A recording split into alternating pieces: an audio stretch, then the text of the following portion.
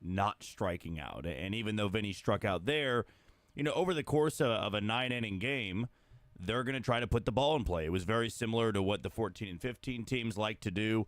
They wanted to put the ball in play and give themselves a better chance to get a hit, move over a runner, and they felt like if they strike out, you can't do that. And the Yankees kind of took the opposite approach of, we want to work the count. We want to take walks. If we strike out after seeing 6 or 7 pitches, hey, at least that means the pitch count is going up for the starter. And what did we see in all 4 games of this series?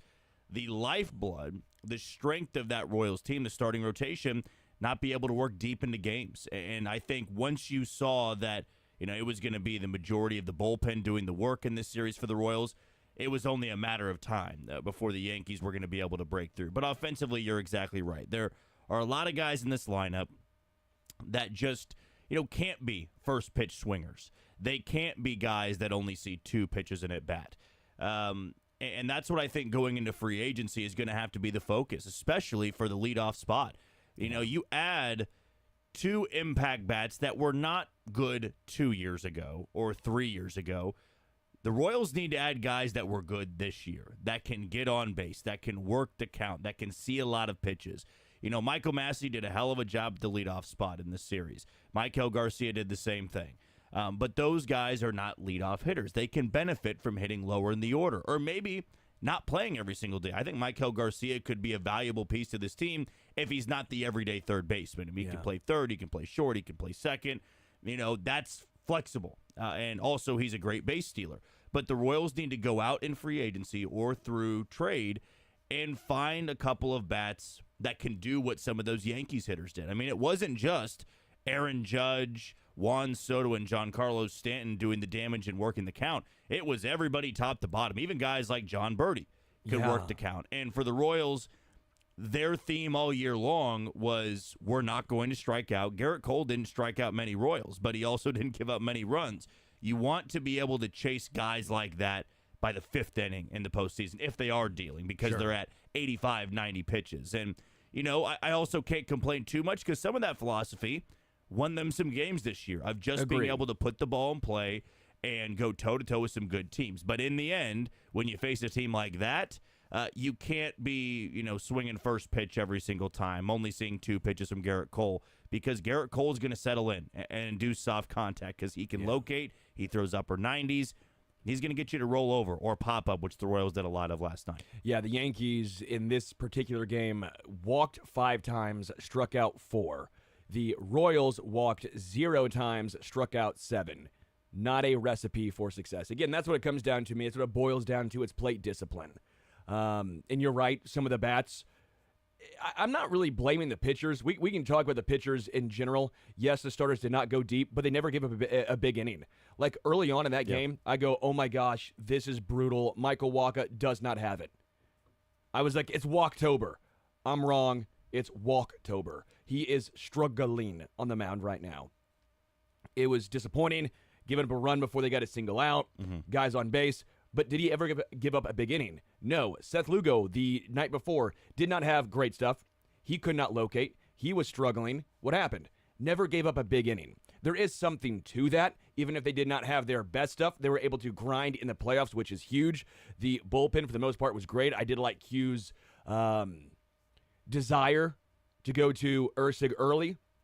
Had to stop the bleeding, had to do something. Now, he did give up a run, but I love the move of going to Ursig in that moment. But it comes down to the bats. Yep. That's what you have a 40-year-old. Sorry, Gurriel. No, this is not a knock on you. This is not your fault. A 40-year-old who was in the minors for another team, batting 5th. A 40-year-old in the minor leagues for another team, batting 5th. That's not a recipe for success. Like, that's not, I'm sorry, it's just not going to get it done.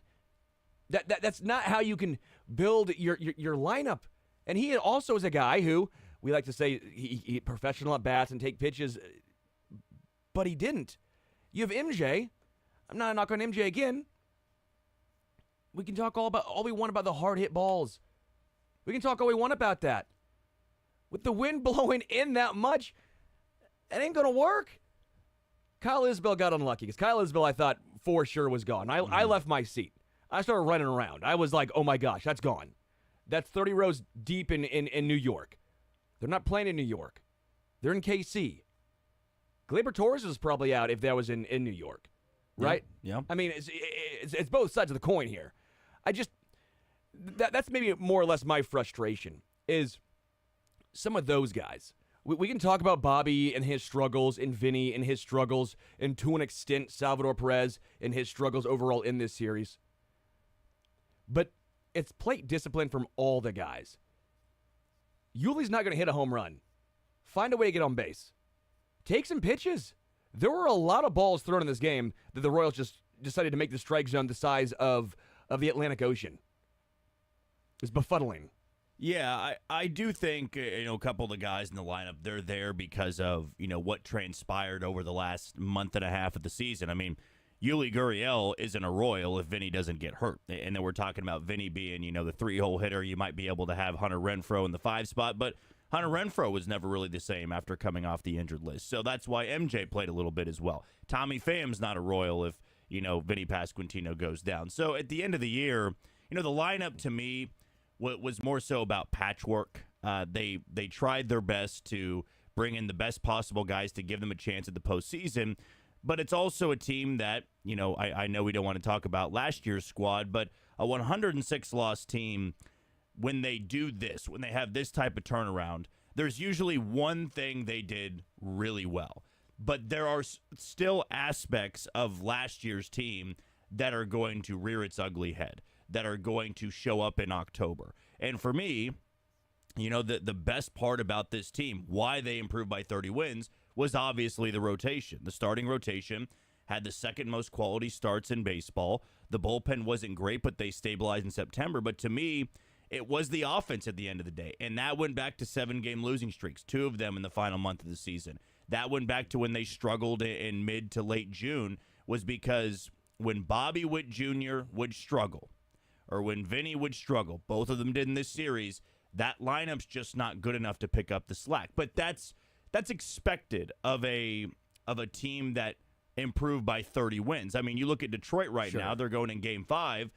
If Tarek Skubal wasn't pitching the way that he was, if he had a couple of bad outings in a row, they didn't have the rotation to be able to match up with some other teams out there. But right now they've got everything firing at the right time.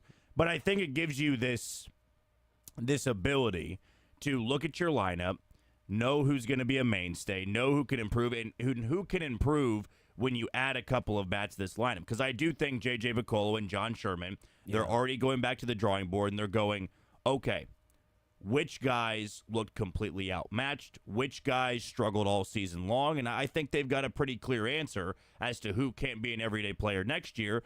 But also at the same time, Matt Quatrero doesn't start 9 guys 150 times a year. Sure. It's a lot of mixing and matching. So if they go out there and sign a left fielder, and they sign or trade for a right fielder, Hunter Renfroe can come back as well.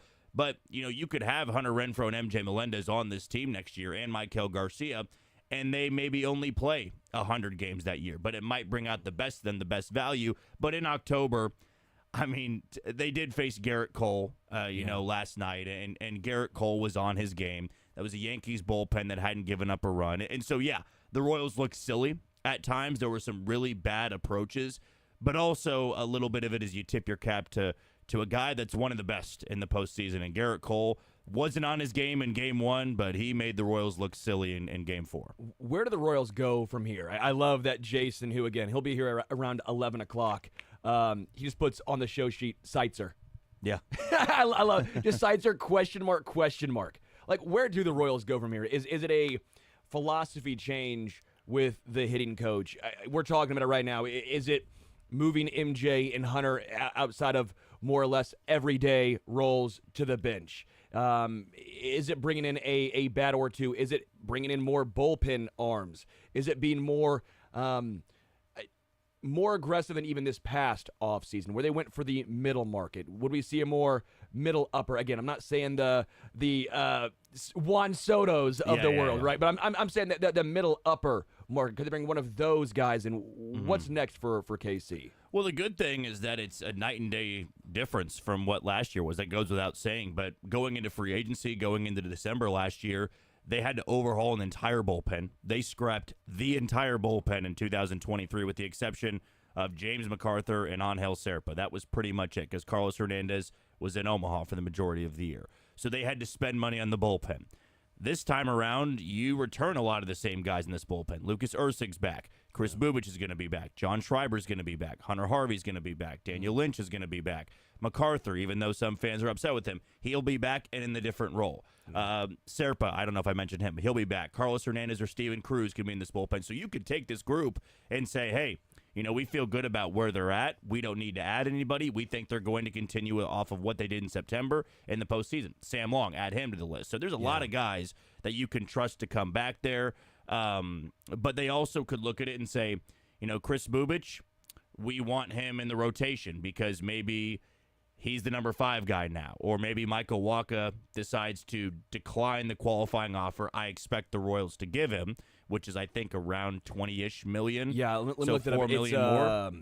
Qualifying offer reaches record at $21.05 million. That's according to ESPN today. So that's $5 million more than he would be making if he chose to just take the player option there. But for the qualifying offer, I think that seems enticing for a guy in his mid-30s. So I'm kind of counting on Michael Wacha to be back. Seth Lugo, he's under contract. He's back. Reagans, he'll be back. Alec Marshall will be back. Brady Singer becomes interesting because you look at Reagans going well over his career total in innings. You look at Lugo going well over his career in innings. Michael Wacha through the second most innings of his career. Yeah. So if you trade away Brady Singer or you move on from Brady Singer, which I don't see them just cutting bait, no. It would be trade or he's going to be back. A, it would have to be to get a legitimate bat for your lineup, and B, it would mean that you have to be confident somebody right now can take over for the number 4 spot. Well, Kyle Wright maybe, who's coming back of injury, but again, that's a lot of injuries, and everyone looks at the 21-win season. That was incredible, but that was the outlier. Yeah, absolutely the outlier. And it was it was a shoulder injury. It wasn't an elbow injury, and shoulder injuries are a lot tougher to come back from. I think the Royals are going to treat Kyle Wright like Chris Bubich was. Not, expecting the same output, not expecting him to be a setup guy, but I think slowly bringing him along. If he wins a battle in spring training, he's probably going to be a long reliever, but there's a lot of bullpen arms he's going to have to compete against. So it comes back to my point, where do they go from here? I think that you need to focus your money on, for starters, one true impact bat. And what I mean by that is not a bounce back guy. I don't mean a 2-year deal for $16 million. Yeah. I mean you need to go out there and invest. It's not a great outfield market, but there are options out there that are upgrades that can give you a little bit of a boost. A guy I like, I wouldn't consider him a major impact bat, but an upgrade. Michael Conforto. Saw him play in person this year in San Francisco. He's somebody you could kind of plug in near the top of the lineup. He can drive in runs. He's a little bit younger. I think he's late 20s, so older than MJ Melendez. But a left-handed bat with pop. And if he can stay healthy, I think that would be an upgrade. Maybe that's on your 2-year, $16 million type. That's almost your Hunter Renfroe plus. Yeah. It's like a slight. But he was above average in a couple of categories this year where Hunter Renfroe, was DFA'd the year before by L.A. The Angels had DFA'd him in 2023. So Michael Conforto was one of the mainstays in the Giants lineup. But I think he intrigues me a little bit if the Royals are interested.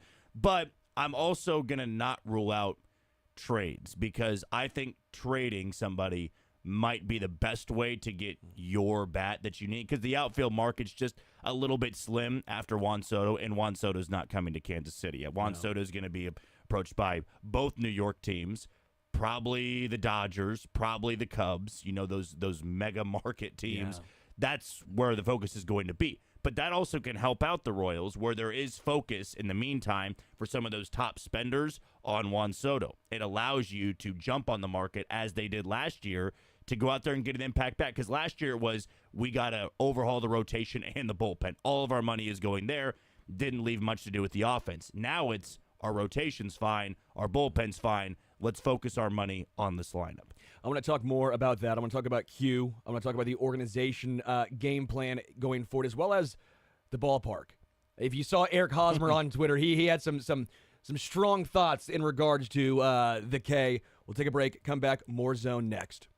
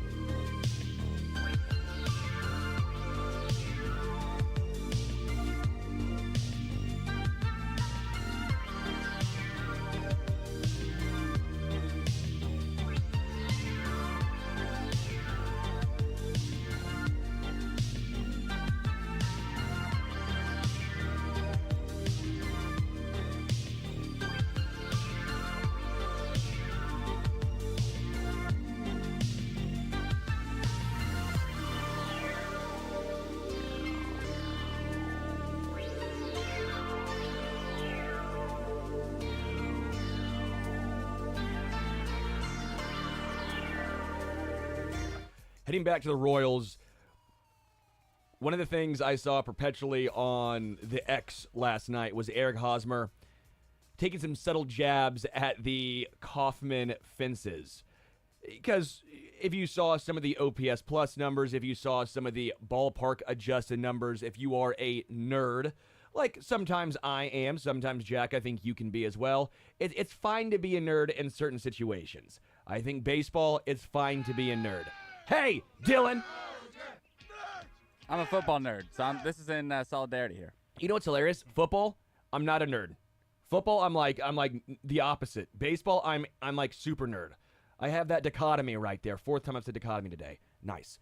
But he was talking about how, sarcastically, of course, Kauffman's a hitter's paradise after Isbell flied out to the halfway up the track. Great play by Juan Soto. And then after MJ Melendez had his almost home run as well.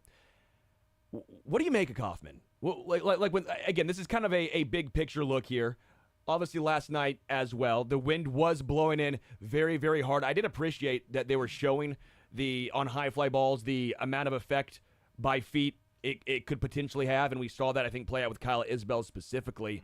But what do you make of the K and what they should do going forward? Obviously, talk of a new ballpark. Should they bring it in? But, I mean, this team isn't built for hitting home runs. No, they're not. I mean, I think as long as Kauffman Stadium is there in the Truman Sports Complex, there's no need to bring in the fences. I mean, I know in the heat of the moment, you're frustrated about Kyle Isbell's ball falling short, MJ Melendez's ball falling short. I get all of that, but also you factor in that these pitchers benefited from it a lot of the times. I mean, go to Game 3, Juan Soto, first inning, crushes one off Seth Lugo. It's because center field's so deep. So to me, I think you have to play more so to your pitching staff than your lineup. If they built a lineup like the Yankees did, then maybe it's, okay, we got a lot of power. You know, Aaron Judge and Stanton and Soto, whenever they hit a home run, it's usually well over the fence. Yes, they've got a couple of cheapies, but Yankee Stadium benefits Gleyber Torres, benefits Alex Verdugo, benefits Volpe, Chisholm. Yeah. Verdugo's a really good call, by the way. Yeah, it's like those are the guys that benefit from it. But the Royals don't build their teams like that. The Royals build their team with speed and defense, and I think it plays to Kauffman Stadium. Now, Kauffman Stadium, I think on the surface isn't seen as a hitter's ballpark, but when it's so cavernous, it does benefit a lot of hitters. If you're a gap-to-gap hitter, I think a good example is Andrew Benintendi. Yeah. You know, he was really struggling after the COVID year. Came to Kansas City, was an all-star, hit over 300 one year because he was a gap-to-gap hitter. He could hit to all fields. He could hit left center a lot, and that helps you when the outfield is so big and there's just a lot of ground to cover. It helps some of your hitters out. But for the Royals, a team that's not built on power, I think they'd rather play that gap-to-gap, use their legs, use their speed, pitch with their defense, use that great defense. So, no, I don't think Kauffman Stadium needs to change the dimensions. However, they have a new stadium, it'll be something I believe they consider of. Do they want to be one of the biggest ballparks in all of baseball anymore? Sure. Yeah, and I get Hosmer's perspective as well. He would have had a lot more home runs if that right field was brought in just a little bit. So I get where he specifically is coming from. How did we win the World Series in 2015, Jack? I can't remember. Yeah, speed, Was it defense, home runs? Yeah. Oh, okay. Exactly. My bad. 2014, they had I think the least amount of home runs of anybody in baseball too. That's why I did find it a little interesting. I just wanted to bring that up. Not a shot at all on Haas. Don't come at me. No, I agree. It's more like you can see it's almost cyclical where it's all reverting back where no one can bunt, no one can play small ball, no one can just keep the line moving. And one team's going to do it, and it's going to shock the system again. And then it feels like they just went right back to how many home runs can we hit and who has the highest OPS is what matters on offense. So, all right, Jack, how do you view this season in totality? Right? Let's almost end on a pot. Let's put a bow on the Royals season for now. We'll talk with Lee Sterling, Matt Derrick, Kendall Gammon. We'll talk some Chiefs. But putting a bow on the Royals season, how do you view it in totality? I mean, it's a monumental success. I mean, there's really no other way to look at it because this team did what very few before them could do after 2015, which was bring back baseball, bring back October to Kansas City. And they did so when a lot of people weren't expecting it. I believe a lot of people thought they would have improved this year, but also in that same conversation, what is improving. I mean, when you lose 106 games, it should be pretty easy to improve, especially when you spend money. If they won 75 games this year, they would have improved by nearly 20 games. And I think everybody nationally would have said, wow, what a job by the Royals. Ownership gave them a chance. They're close, but not quite there yet. You can go into 2025 now going, we expect to get to the postseason. We expect to get further than the ALDS. That's what Bobby Wood Jr. was saying last night, and that should excite fans because I believe ownership and the front office had the same belief that they're not content with what just happened. They want to build on this and come back and win 90 to 95 games, win this division, and give yourself that first-round bye. So now it kind of feels like the culture has changed, and that's why I look at this season as nothing but a massive success. 100% agree. Little addition to that, we talked about J.J. Picollo and how we wanted to see how he was different from Dayton Moore. I think we saw this year how he was different from Dayton Moore. Yeah. Like I think he was more cyclical. He did bring in a lot of new guys, and just because he brought guys in didn't mean they had that job. Yep. Will Smith. Hey, Will, we appreciate you bringing all these guys in. I know he got injured, but before that, sorry, you're out of the closer's role. Hunter Renfroe, we appreciate you. You got injured. You came back. You're not doing much. Tommy Pham, you're taking his role. Adam Frazier, Garrett Hampson, sorry, you're not going to play very much. Like, just because he brought guys in didn't mean he had to be super loyal to those guys. I appreciated that from J.J. Picollo, the cyclical nature. I'm glad we saw that. Jack, who gets the ring? Yeah, you know what? I'll just I'll build off that. I think J.J. Picollo gets the ring for the team that he assembled this year. It stings now. It hurts with the loss that happened last night, but this team came a long way, and they should be better for it next year, and hopefully J.J. Picollo can get the ring next year when they get a lot further in the postseason. But who gets the ring is brought to you by Ruback Fine Jewelry. Check out their amazing new location by scheduling your appointment today at ruback.co. That's ruback.co. We'll take a break. We'll come back. Lee Sterling of Paramount Sports joins Todd Lebo.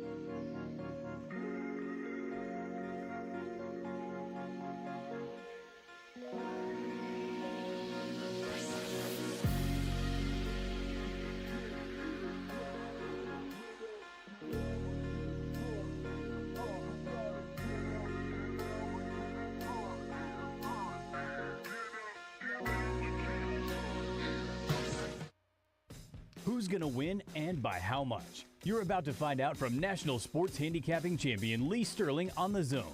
Log on to ParamountSports.com or call toll-free 800-400-9741 to get started. Welcome back into The Zone on this Friday. No Red Friday. Chiefs don't play this week, but everyone else is playing. We got college football all over the place, and you know that's a great time to talk to Lee Sterling from Paramount Sports. Lee, it's a great Friday here in Kansas City. What have you got for us this week? I know there's always something up your sleeve at Paramount Sports. Yeah, well, it's usually just winning, and that's enough. Mm-hmm. But I know there's a lot of people out there that are listening that would love to give it a try. Maybe, they've been trying it on their own, it's not working out, or, maybe they don't have the money to come on board for a monthly or season subscription. I'm going to do this. I'm not only going to offer a 5 for 55 in college. We've never done that. We always offer it on Sunday in the NFL. I'm going to give you the star ratings from 10 to 50 units and also include a 40 to 50 unit play. We've never included a 40 and 50 unit play in a one-day service. So if you want to try it, 5 for 55, either Saturday or Sunday, and you want to get it now because these lines are going to move. And then also, these 40 to 50 unit plays have been money historically. 68 and 24. We won the last two Saturdays on 45 unit plays. 2 weeks ago, Kansas State. Last week with Pitt. So that's 74%. No one in the country, no one, and it's documented. You can go on my website, look under recent results, see every game I've given for the last 5 years. No one can touch that documented record on the 40 to 50 unit play. So 5 for 55, either Saturday or Sunday. It's an instant download, so you don't have to call me back on Saturday or Sunday morning for the games. You're all ready to go. Just one place, ParamountSports.com. All right, let's get after some college and NFL games here. Missouri Tigers took it on the chin last week. They're almost a 4-touchdown favorite. It's a road game, but it's UMass. Yep. So this is certainly a chance to get back and get a win, but can they cover this big number? That game just got away from them. I'm not saying they win the game. They're not going to win the game, but that non-call to start that game was brutal in that game. So I think they have a lot of pride. They have just dominated bad teams over the last couple of years. So they love to play bully. They have weapons. You have to have weapons. You don't want to take you Kentucky and lay 30 or 40 points, but a team like this has weapons at wide receiver, and I think they've got a lot of pride, and I think they are really mad for what happened. So I expect them to come out firing, and they keep their starters in for a long time here. UMass is awful. They're maybe not as bad as last year, but they are their average margin of defeat is almost 16 points, and they haven't faced a Power 4 school yet. So people don't realize how bad they are. I like Missouri here, 51-6. All right, we got a big game in a very traditional Big Ten matchup here between Ohio State and Oregon. Someone's going to go down here. Ohio State's a little bit of a favorite here on the road. They are, and there is a stat going around now. We are seeing teams that travel from one side of the country in Big Ten play to play cross-country have not fared well. 1-7 straight up, just 3-5 against the spread, but not a team of this caliber. We've seen the Michigans, we've seen the Washingtons travel. Some of these other teams just aren't at that level. So I think Ohio State has been slowly building for this game. Hard to judge it because neither team has played a top 10 team, nothing close to it. But Oregon had trouble against Boise State. In that game, they gave up 34 points and gave up 221 rushing yards. Now, Ohio State running game, two special running backs, Quishon Junkins and also Trevion Henderson. They ran for 6 and 5.5 yards versus a very strong front seven for Iowa last week. And Dylan Gabriel, just doesn't look the same. I don't know what it is. I'm not sure whether he's got arm problems, just doesn't feel comfortable in the offense yet. But he's thrown 3 red zone interceptions here, and Dan Lanning just 1 and 2 straight up and against the spread as an underdog. I like Ohio State. I'm going to buck the trends, 34-26. Maybe Dylan Gabriel's just getting old. Yeah. What is he? He's got to be 20, 24? Yeah, he's something like that 24. now? I think almost Yeah. 24. He's been around for a long, Yeah. long time. So, Yeah. Where do you think he gets drafted? well, it's going to be late because why? Yeah. Otherwise, he would have been in the draft this year. Right. I You know, agree. that's what's going to happen. But there's plenty of quote unquote professional quarterbacks just running around college football because you can make money. Might as well. Right. Might as well do it. I get it. I get it. Seriously, that's what Will Howard is at Penn State. At Ohio State. He could have gone pro, but he wasn't going to get drafted as high. He's probably making a good living at Ohio State, which leads us to Kansas State, who handed the reins over to Avery Johnson. Not good last time they went west and played at night. They are a favorite at Colorado, who I think is winning some people over with some close wins. So what's going to happen in this one? I don't think there's going to be a Hail Mary here. But as Avery Johnson goes, so go the Wildcats. And I think that they're going to be motivated. They don't have it in the back of their mind. They're talking about it openly, the failure at BYU. But Colorado's not BYU. I mean, they're wide open. They like to throw the ball around. And that game against Kansas State where they lost to BYU, they were facing a team that is a defensive-minded team first. Kalani Sitake of BYU, and the defense triggered that run there where they won 38-9. I think it was a fluke here, and I think Kansas State's going to come after Shedeur Sanders. The blueprint is out there. If you watch the Nebraska game, I like Kansas State. They finally get a big win on the road, 35-25. It'd be a big win for the Cats in the Big 12 race for sure. All right, let's talk a little National Football League. No Chiefs this weekend, but we have some good games, and this is a tasty one here, the first one. Baltimore and Washington, a regional rivalry up there, right? And the Ravens have gotten themselves on top of the AFC North, and I think Washington has been as impressive as anybody this year for what was expected of them, but they're getting some points as they are on the road here. Yeah, getting 6.5 points. And here's the thing with Washington. I mean, they had a horrible coaching staff, quarterback that turned the ball over left and right. He's no longer there. So Riverboat Ron is gone. Dan Quinn is, smartly waited for the opportunity to clean up what was a total mess. And I think they get it. They have found a quarterback that I thought should have been drafted first here. And Ravens also have a Monday night date with Tampa Bay next, followed by an interdivision battle with the Browns. They're coming off a huge comeback win against Cincinnati, and I think Washington can score with anyone. So Baltimore was lucky to win that game last week. Cincinnati, they get a decent snap, or the holder's able to put the ball down there. They lose that game, Baltimore. So I like Washington. I'm going to call for the huge upset here. Wrong team favored. Washington, 31-28. Well, that would be a big one for them for sure. Detroit Lions are coming off a early bye, and they're going to be hosting the Cowboys, who there'll be eyes on this, and we know that. That's always the case with the Cowboys. Cowboys couldn't be more up and down as anybody probably. I would think Detroit's ready to go off this bye, though. I think they're ready to go off the bye, and I love their coach. They love to avenge losses from the year before, and they had to face a couple teams that beat in the playoffs to start the year. What a tough schedule. Now they get to get their own revenge here. They're off the bye. They lost last season to the Cowboys. CeeDee Lamb went wild, 227 receiving yards. I think their pass defense is much better. Dallas, they were just so sky high for that game last week. Everyone was doubting them without their key pass rushers and a bunch of other defenders. They held Fields to just 4.9 yards per attempt and 131 yards total. I think Detroit's going to be ready for this. Too many weapons. Detroit, 31-13. All right, and we will, of course, have the 5 for 55, and you've got a free play for us as well. Another big game in the Big 12. Yeah, it is. It's Iowa State and West Virginia. Iowa State is rolling, undefeated. We're going to see if they can keep on this run here. And West Virginia, which is, everyone kind of forgot about them. They lost to Penn State, and they blew that 10-point lead with 3 minutes left to Pittsburgh. So this is going to be a highly contested game. I'm going to give it to the first 5 callers. Call 800-400-9741. First 5 callers will get Iowa State and West Virginia on me. I'll be standing by waiting for your call, and I'll give you the free game, explain to you how everything works, and you want to hop on board. This is the greatest opportunity ever. You don't have to spend a whole lot of money. just $55 either Saturday or Sunday.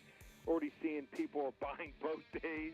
I mean, $110, you can get 5 games Saturday and Sunday, including a 40 to 50 unit play both days. We've never included that in the 5 for 55 special.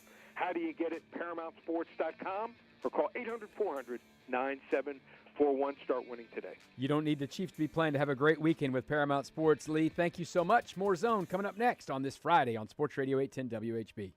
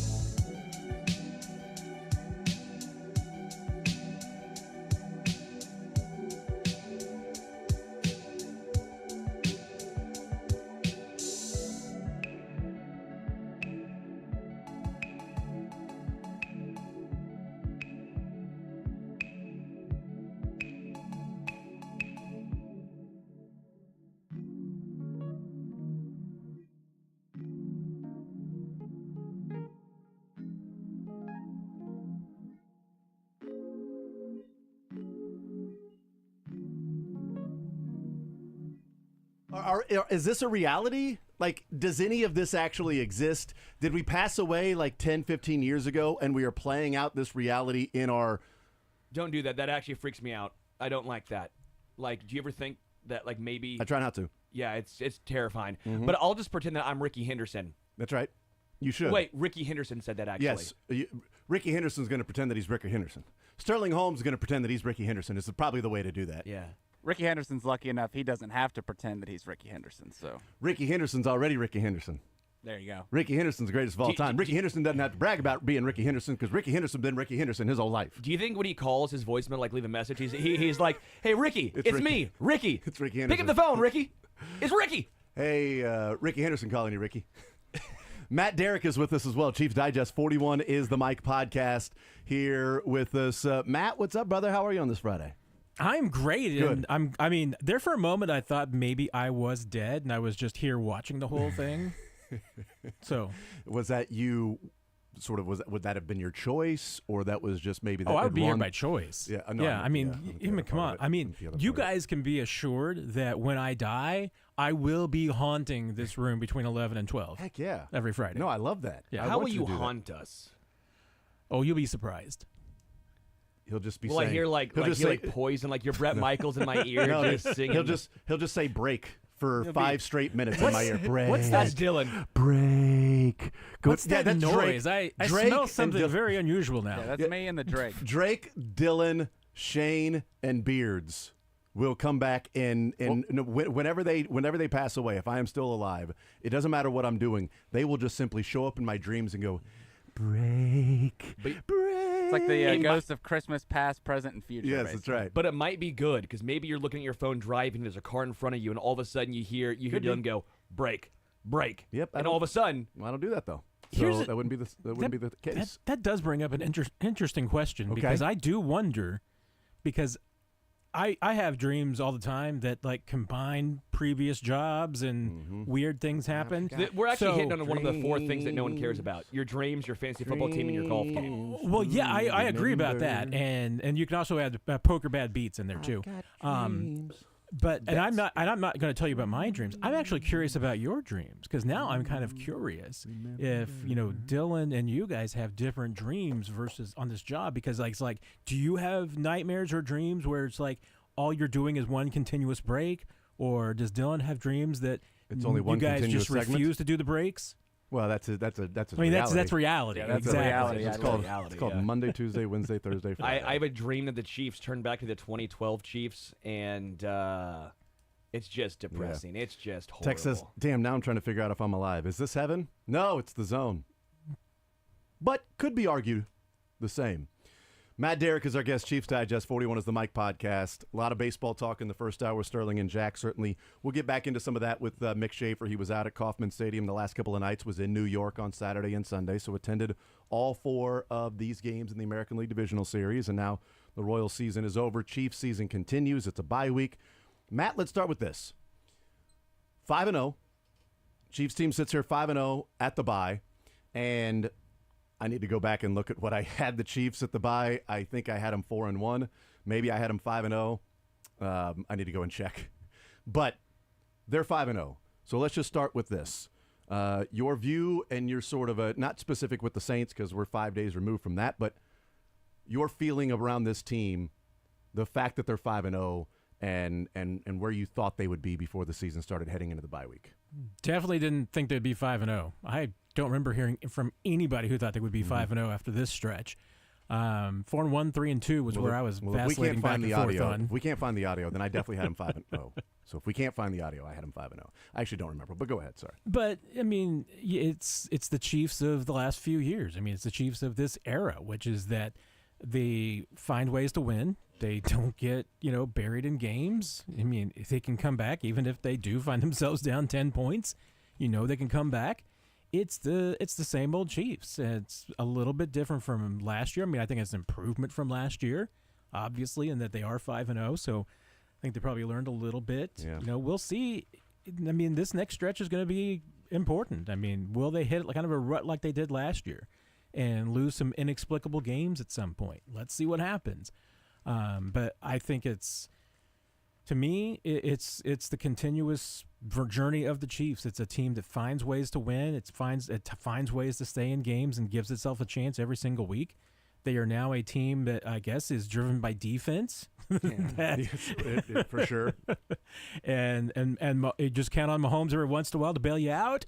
But I mean, I'm not of the philosophy that this is 5 games that, and maybe they shouldn't have won 1 or 2 of them. I mean, to me, this is just I think the Chiefs are a team that put themselves in that position, and so anytime they win a game, it doesn't surprise me because they put themselves in the position more often to win games than to lose them. You mentioned it's obviously defense first, with Mahomes at times to bail them out. Is that sustainable? I mean, if you just discount the Mahomes part of it, I would say that's more sustainable than the other way around. Because if you're exclusively driven by offense, one, you're much more susceptible to injuries and problems. I mean, Bengals. I think Bengals might be the example of this. One piece of the pie might just absolutely ruin your offense. And obviously if it's Mahomes, it's totally out the window. I mean, now you're definitely not going to be the same team. But defensively, I mean, hey, if the Chiefs had to play without Chris Jones, that would be tough. If they had to play without Trent McDuffie, it'd be tough. But I mean, defense usually can withstand those kinds of things. Offensively is just much more. And the fact that the Chiefs have been able to find ways to win games with so many pieces on offense, I mean, that's pretty rare. I mean, I think you talked to Cynthia Friedland about that too and everything. Yeah. I mean, what Chiefs are doing offensively with 3 pieces out, it's remarkable. And especially with just getting 2 guys off the street coming in and giving them production is unbelievable. But that's why I say defensively what they're doing, I think is more sustainable than offensively. And it's all, it's that question that we've had, so many years with Patrick Mahomes through 4 years as a starter, 5 years as a starter, the offense was amazing. So this is what, year 6 as a starter for Patrick Mahomes? Year 7 as a starter? So year 7. So through 5 years as a starter, the offense was amazing. The 6 years as a starter, the offense was struggling, and we're like, what the hell is wrong with this team? And Patrick Mahomes even said about, having fun, not having fun, whatever. They won a Super Bowl. And this year is sort of the same thing. So now it's been a year and 21, 26 games they've played. This particular style of football without that offensive explosion. And I do wonder, if you're going to have one side that is going to be struggling or not playing as to the level that you would hope, this is a team that, oddly enough, I don't know that it matters which side or the other. And the reason I say that is if the offense was playing like a top 3 to 5 unit like the defense is playing, but the defense was struggling and it was like, wow, they've got some issues here, I take my chances with Mahomes and the offense figuring it out and winning games, right? And because if they're playing like a top 3 to 5 offense, okay, this team can score at will. And if the defense is playing the way they are right now, well, we've clearly seen what that looks like in that the offense hasn't been crisp. It hasn't looked good. Mahomes has struggled at times. They have 3 guys missing from this team that they were planning on having on this team that are pretty significant pieces. Your number 1, your number 2 receiver, and your starting running back are all gone off this team right now. And yet the defense has been really good, playing like a top 3 to 5 unit, and the offense is doing enough finding ways to win. There's a point to where if you've got Andy and you've got Patrick, if one side is middle of the pack and the other side is top 5, I don't know with this team if it matters which is which, in a way. Does that make sense? I mean, not that it does. It does. Does it make sense? And also, do you agree? Yeah, I mean, I know.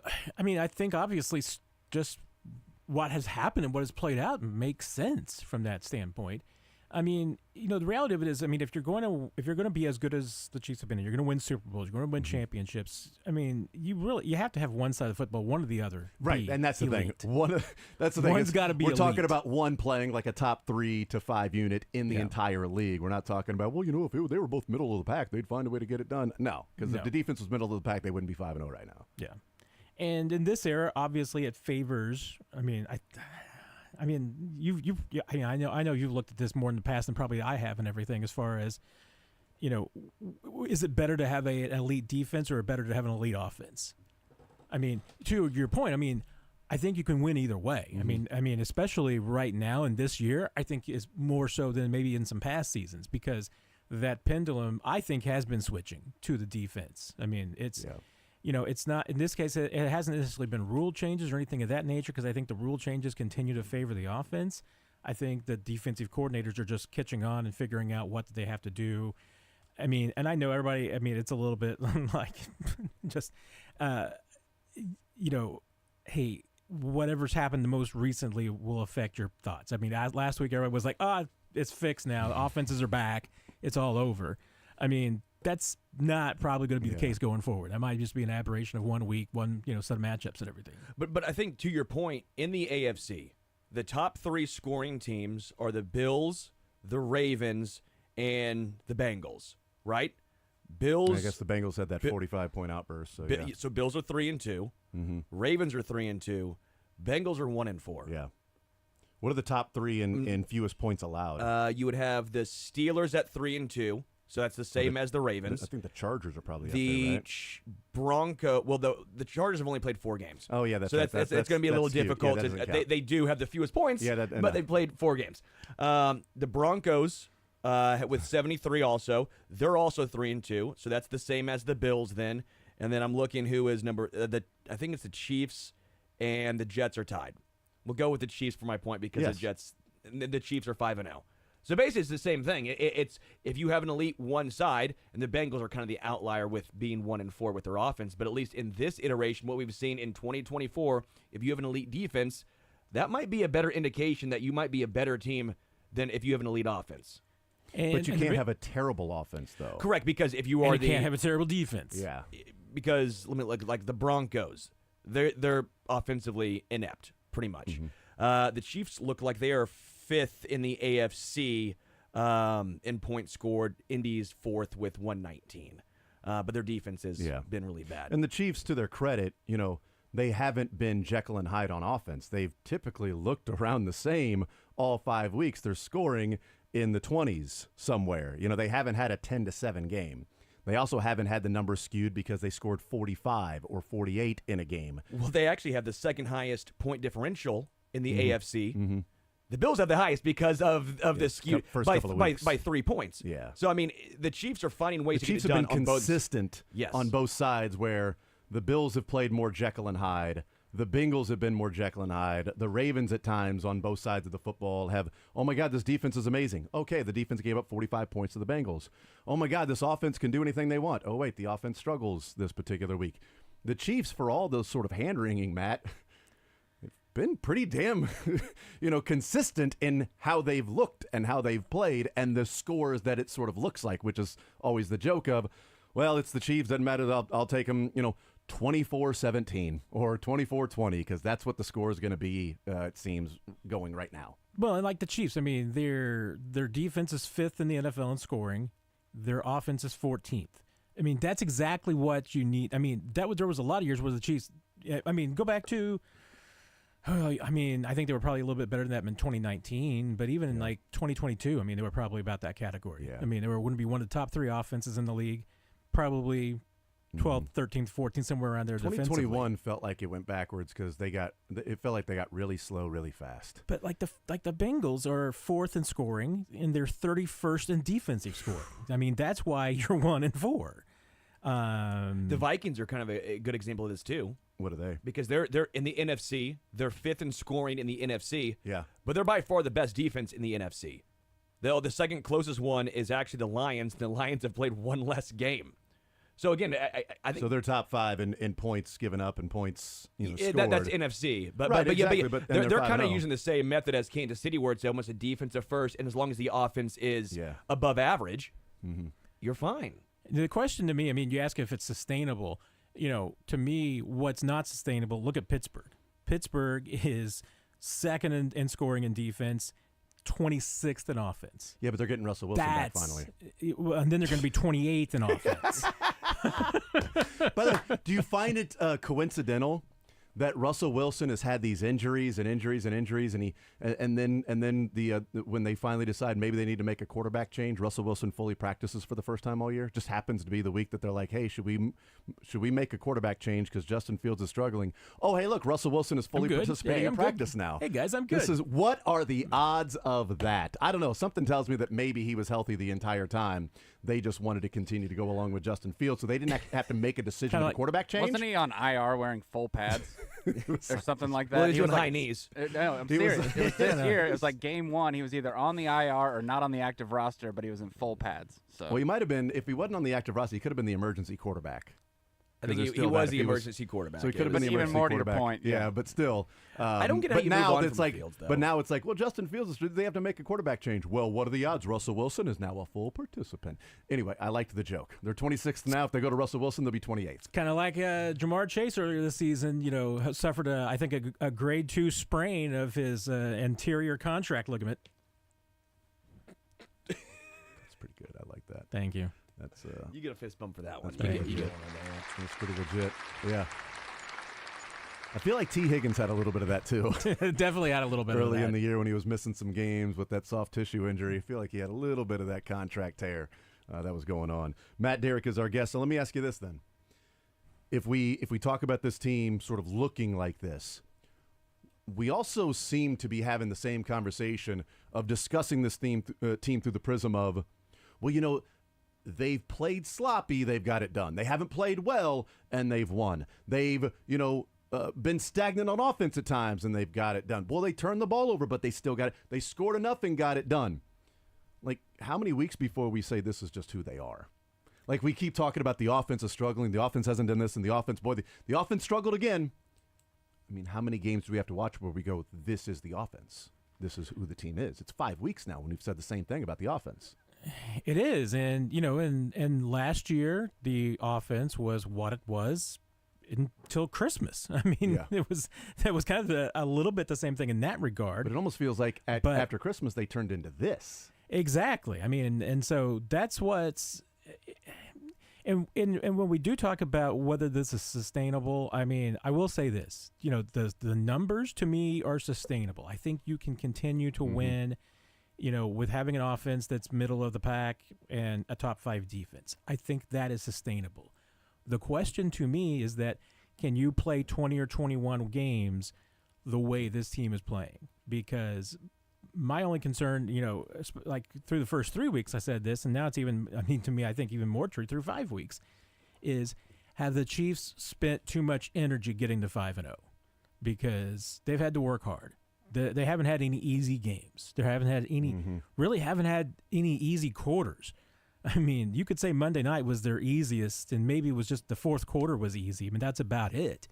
But for the most part, they've had to, as Eric Bieniemy would say, strain to finish every single week. And, once again, you've got the target on your back, So, I mean, hey, this team, can they stay undefeated? I mean, they're going to go 17-0? Probably not. But if they're going to continue to win games like this and have to, I mean, that just to me is the only sustainable thing about it is the question of, can you do this for 20 or 21 games? Can you do it really for 3 games in the playoffs if you get the number 1 seed? But go ahead, the one pushback I'll give, if we think the defense is very similar to last year, do we agree with that as far as overall? Performance-wise, yes, absolutely. Offense, up to this point, has basically been the exact same as last year overall, right? Here's why. I think yards per play is a very good indicator of offensive performance. We can talk about the red zone struggles that happened last year. They're happening this year. The red zone in itself is an issue. That's the main issue. Yards per play offensively, they're 5.6 yards per play this year. That's 14th in the NFL.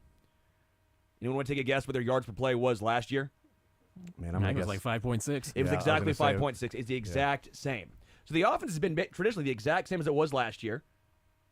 And the defense is the exact same as last year. So if we want to talk about sustainability, I think the answer is yes, because they won the Super Bowl last year doing basically the exact same thing. Well, and I think this is where sort of my question of how many weeks before we say this is who they are, I personally, I think we're there.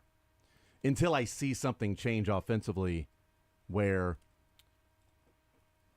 Xavier Worthy is being integrated different ways and being used and becomes not only an impact player by opening up space for others, but an impact player in what he does with the ball in his hands and gets volume and gets yards and touchdowns. And I don't know that that's necessarily going to be his game this year.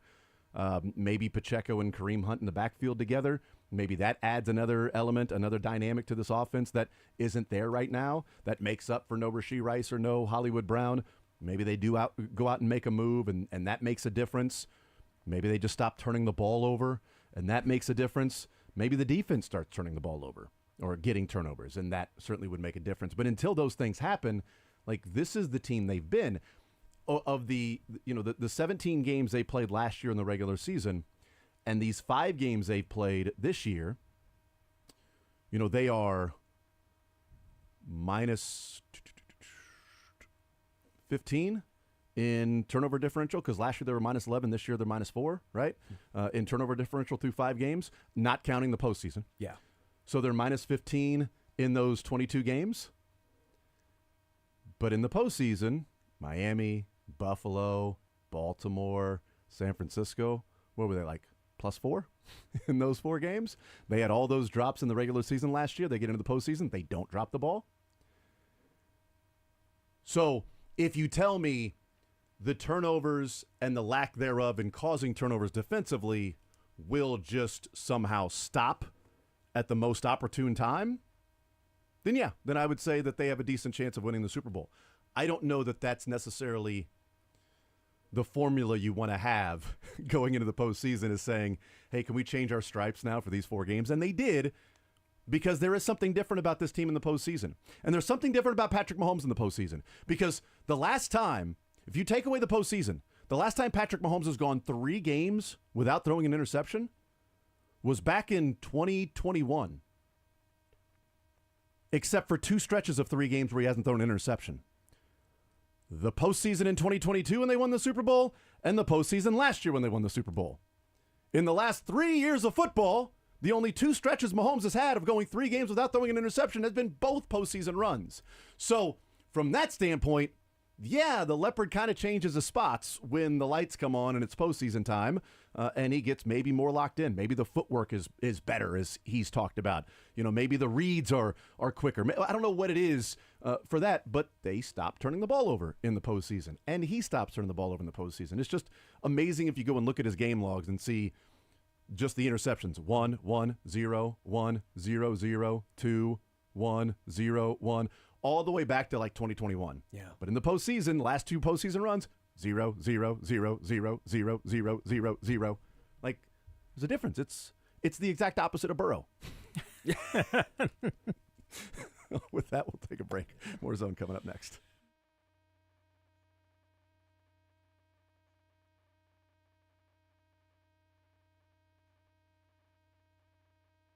All right, man, if you're out there, maybe...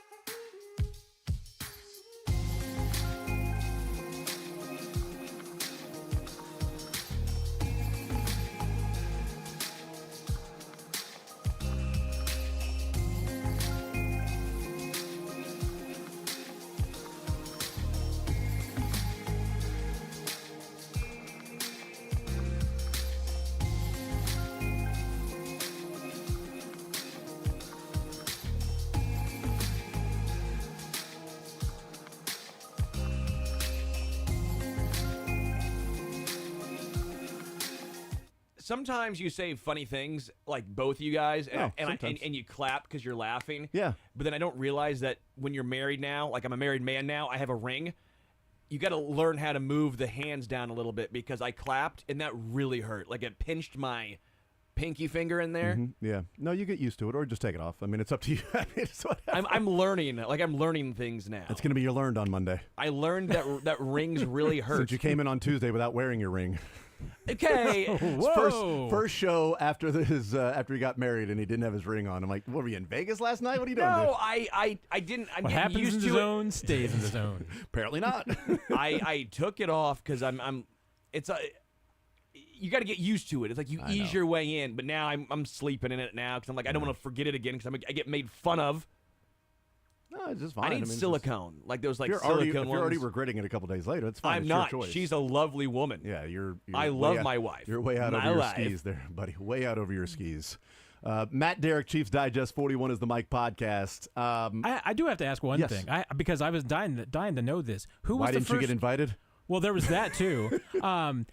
But I've been dying to know that too. I was You mostly. could have been Jason's wife. Oh, I should have taken this my plus Could have been your plus one. Yeah. No, I was mostly interested in how many people ate dessert before the ceremony started, or before they were appropriately, because that seemed like I mean I know- and I that's know- why I assumed I was not invited fairness- because that's what I would have done. One, my mom. Well, I know at least one too. I know at least one as well. It was at our table. His name was Todd Lebo. Yeah, that's not surprising. That they were cutting the cake, and Todd walked over there and just grabbed a slice, and I think it would. I mean, and walked back and sort of was like, "I'm pretty sure that's like the wedding cake for like the bridal." Todd was like, "It's fine. It was on the table." Like, yeah, but they're still like they're not done. Like they're putting the stuff. At Todd's like, Sterling's, "It's fine. It's cake." Sterling's wedding, it was good. That was going to be free reign. I mean, that was a As it fair should be. game. So we even joke with Briscoe. We got a little too busy beforehand. We were planning on going to McLean's and grabbing a cinnamon roll and putting it just on his table for him because I stole his. That's funny. All right, a spot the Chiefs are better. Spot that the Chiefs are better. This is a really tough one. I mean, because I think they're about the same at a lot of places, but I'm gonna be very bold here. Be bold. I'm going to be very, very bold. I'm going to be basing it on 2 games. I think they're better at running back I like that. I like that. I like that thought. because I still have a little bit of that show me in me, which is that I need to see if Kareem's got it for the long term. If it's not just one good game and then one decent game, or whether he still has some of that juice. I mean, I know he's not got the speed that he once had. I mean, you're not going to see him breaking off 71-yard runs or anything, pass catches, anything like that. But I mean, he's still got some electricity in him, and I mean, I'm okay with Samaje Perine. He's going to be a good third down back. If and when you get Pacheco back, I mean, that could be a really good. And I'm bouncing back and forth here. No, you're good. You're good. I think they've been really good in just the run period. I mean, run efficiency. I mean, this has been one of the better teams in the league. I mean, statistically, there's a lot of categories in the run where Chiefs are right up there. And it's not just the running backs. It's the offensive line, too. They got a really good offensive line that they can run behind. I think they've even got some receivers that will block for them. I think that helps out, too. So there's a lot of things that are working there. I mean, and I think that a lot of their woes and their problems in the red zone, Kareem might fix.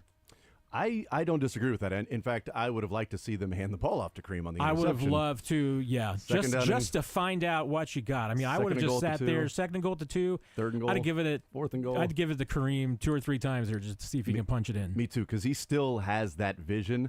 I think he's got this. Look, we can compliment Kareem while not taking a shot at Pacheco, because I Right. think Pacheco was a damn fine back. I think Kareem has better vision than Pacheco. More experienced. Yeah. And he's more experienced, right? He's got more patience. Yeah. And I think Kareem has the ability of sometimes setting up some blocks to jump cut to a different spot or sliding through Comes that. with experience. I think that the Chiefs have, assuming health, I think they may have as close to an answer for their short yardage issues than they've had in a long time with Kareem Hunt. You know, and we thought, hey, maybe Carson Steele, right? Well, because he runs hard. Well, Pacheco runs hard, right? But Kareem Hunt has that instinctual part of his game that That fourth and one was a lot of Kareem Hunt because he had to slide away from a defender in the backfield and then find a way to get just past the line of scrimmage, just past the line to gain.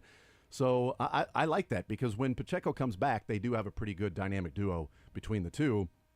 And it is surprising, though, 5 games in, if you said, on August 1st, 5 games in, name the 2 receivers with 100 yards receiving and name the running back with a 100-yard rushing game. Okay, so Hollywood and Rashee Rice probably, and then Pacheco. That would be Rashee Rice, Juju Smith-Schuster, and Kareem Hunt. Hold on, Juju's on the Patriots and Kareem Hunt's on his couch. Yes, but those will be your answers. Those will be your answers. It's just amazing. I think vision is the most different between those two guys. Both run hard. You're right. Both aren't the most explosive running backs. They both like the physical nature. They both fall forward. But it is the vision. I do agree on those short yard situations. It's not just about hard runners and the Carson Steele. Mm-hmm. It's about vision. You have to follow the guy, and you have to almost set guys up. Kareem Hunt does that. I am shocked by what he's done so far. 2 little things on running back because I've been asked this just a ton. One, when Pacheco comes back, what does the split look like between Kareem and Pacheco? And 2, what's the deal with Clyde? And is he the odd man out? Is it Carson Steele? Is it Samaje? What do you see here? What do you see here? Because Kareem's obviously, I think, in the fold. Yeah, it'll be interesting. I mean, Clyde's going to come back at a good time, and I don't think he's on the outside. I mean, remember he knows all the offense. Samaje Perine doesn't. So if you're going to give, and they did this kind of a little bit last week. I mean, Carson Steele got a drive or 2. But, I mean, and that's how the Chiefs typically a lot of times do, their running back split. It's not like just shuttling a guy in and out. It'll be, okay, here's the guy who's number 1. They're going to get most of the drives, and, backup's going to get a couple of drives here and there, give him a spell, just give a rest. I think there's certainly, some advantages there, especially with Kareem. I mean, his age and his miles and everything like that. I think Kareem will tell you he's ready for 27 carries a game. I mean, I'm not sure that's what you want if you're the Chiefs. Kareem at this point in his career, 27 carries, but that's where they were. I think there was also maybe a little bit of Andy Reid just deciding to go ahead and push him through, and knowing there was the bye week on the other side to say, hey, let's just knock off all that rust completely, then give him a week to rest, and he'll be fine. But I think to me, Clyde coming back would absolutely give them a little bit of a reprieve there, take a little bit of the pressure off of Carson Steele.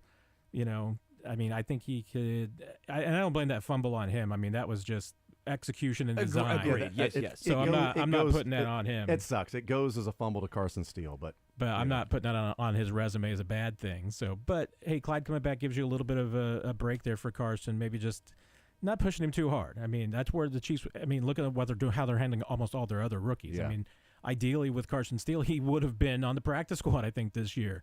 But he kind of just pushed his way, and other guys maybe they're not coming, fitting in the way that they thought they were going to, and he climbed up the depth chart, and Clyde needed to be away. So, hey, it just kind of put in there, even though it was probably just too early for him. The injuries, obviously, with Pacheco caused the problem there. I think the other part of it, too, though, with Clyde coming back and with Kareem, what the situation is and how will Pacheco work in, I think there's still a little bit of the Pacheco might be out longer than you think, So whether that is just simply that the Chiefs are going to be able to give him more time now because they've got enough, depth that they feel like they don't have to rush him back, or whether it's just that the injury itself is going to require more time than maybe was speculated. I mean, that's the only thing. And then if Pacheco comes back later in the season, then I think it's easier and more likely that you just fit him in as a rotational piece behind Kareem as long as Kareem's healthy. So I was looking at Isaiah Pacheco in the postseason last year. He had 25 touches against Miami. He had 16 touches against Buffalo. He had 28 touches against Baltimore. And then he had 24 touches against San Francisco. And we were wondering, okay, would he continue to do that? Is he a guy that's going to get 21, 22 touches averaging per game over the course of 4 or 5 games? He's played 2 games. Kareem Hunt's played 2 games. Isaiah Pacheco and Kareem Hunt. Do you know the difference between the touches between the two, by the way? Just off the top of your head? This is just I found this to be interesting. I bet Pacheco has 2 more. What do you think? In career? No. Just this- two game. They both played 2 games because there was a 1 game between where it was P. Ryan and Steele. Oh wow. Steele and P. Ryan were the guys carrying the ball against the Falcons. Yeah, that's right. I hadn't thought about it in that Yeah, regard. so Pacheco 2, Gosh. Steele and P. Ryan, and then Kareem Hunt for 2. How many touches? See, I think I'm going to say that Pacheco just had a little bit more in one game than Kareem and a little bit less. I'm going to say dead even. It's close.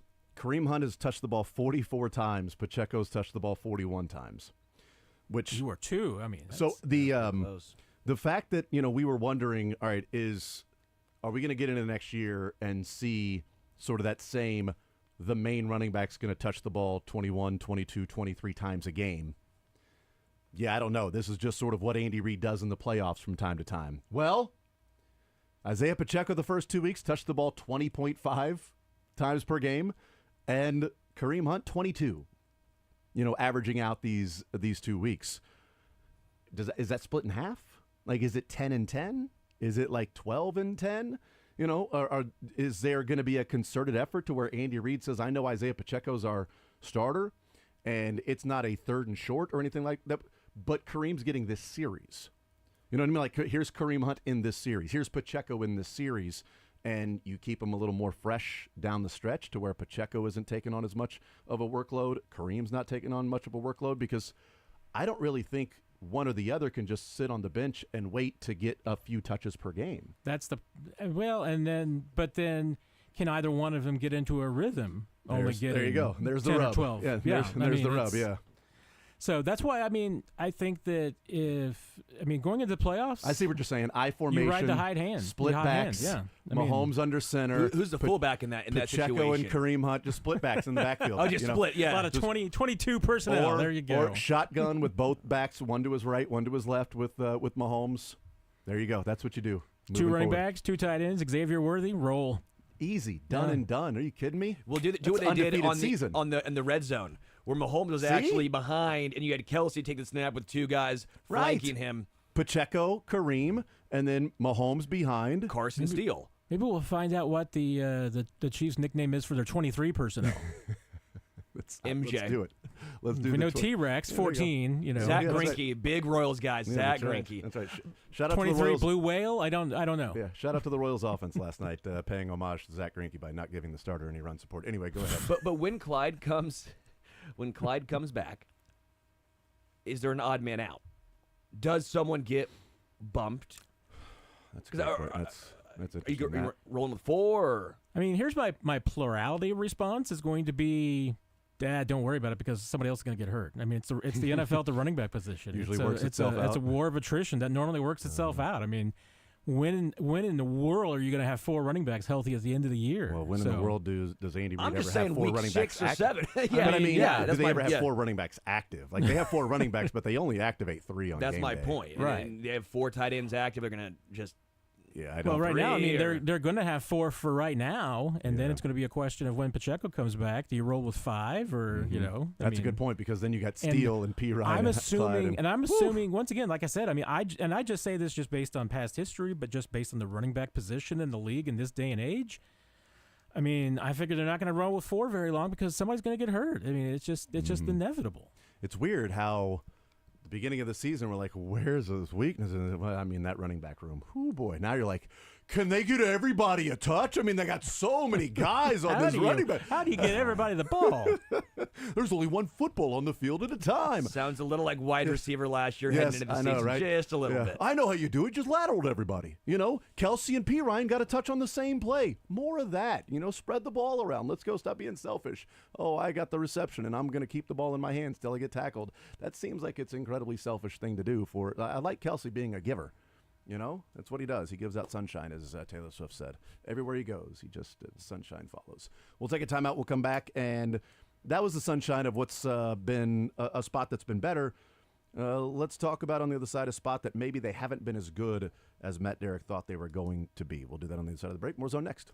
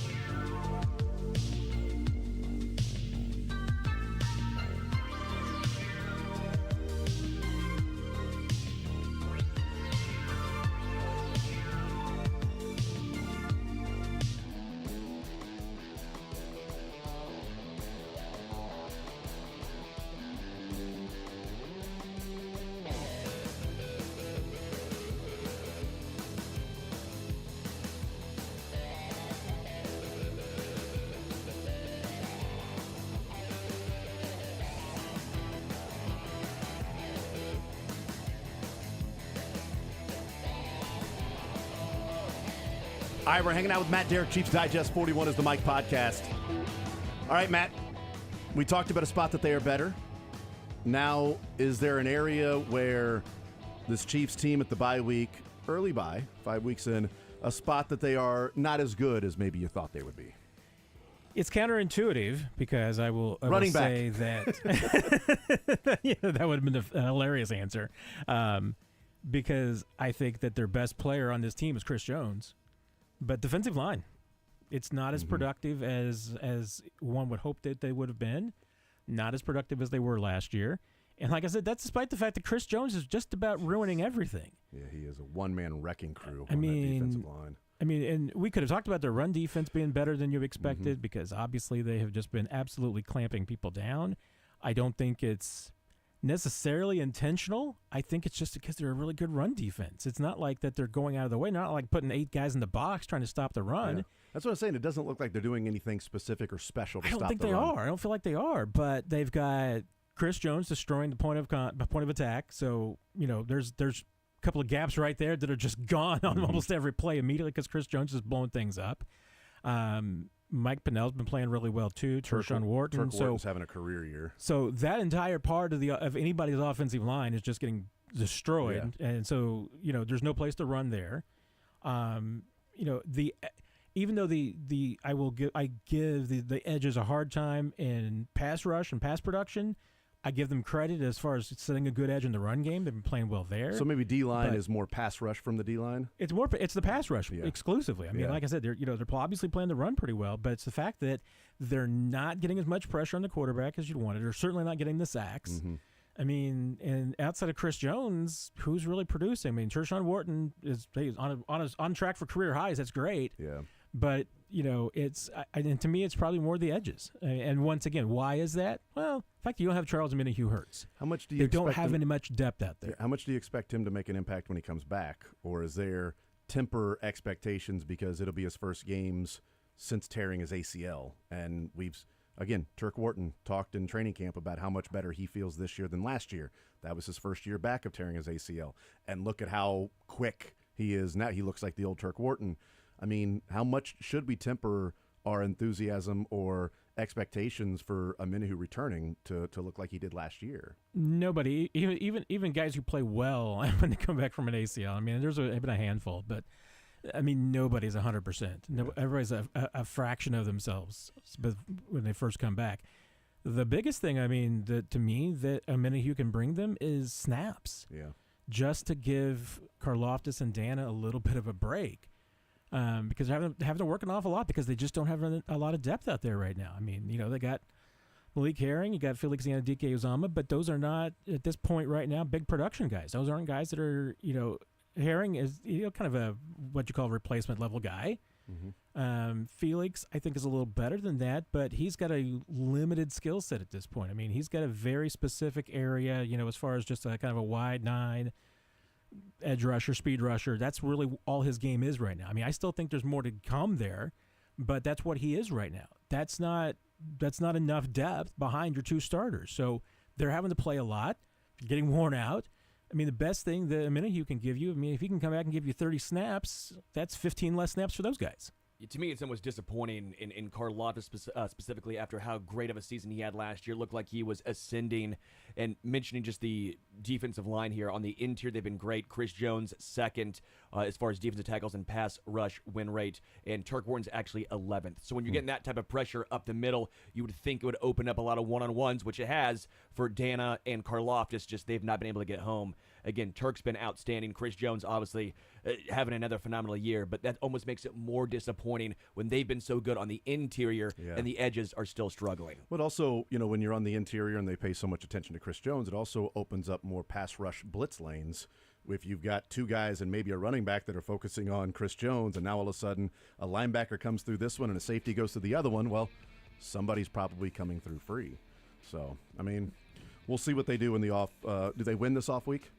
I think they stay undefeated this weekend. All right, they're going to continue. Matt Derrick said it right there. You heard from Matt Derrick. The Chiefs do not lose this week, and they will still be undefeated getting ready for the 49ers. They will finish the weekend 5-0, still number 1 in the AFC West. You know what? I think still the holding Vikings that will 1 too. seed. I think the Vikings will also be undefeated heading into Week 6. I'm not going to go that far. Sterling, maybe come back a little bit off that limb there. Too bold. Too bold for the Chiefs and the Vikings.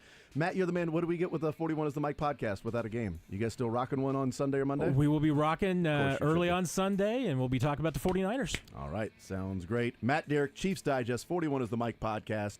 And those Twitter Q&As throughout the week as well. Matt, you're the man. Appreciate it as always, brother. Take care, guys. Kendall Gammon coming up next.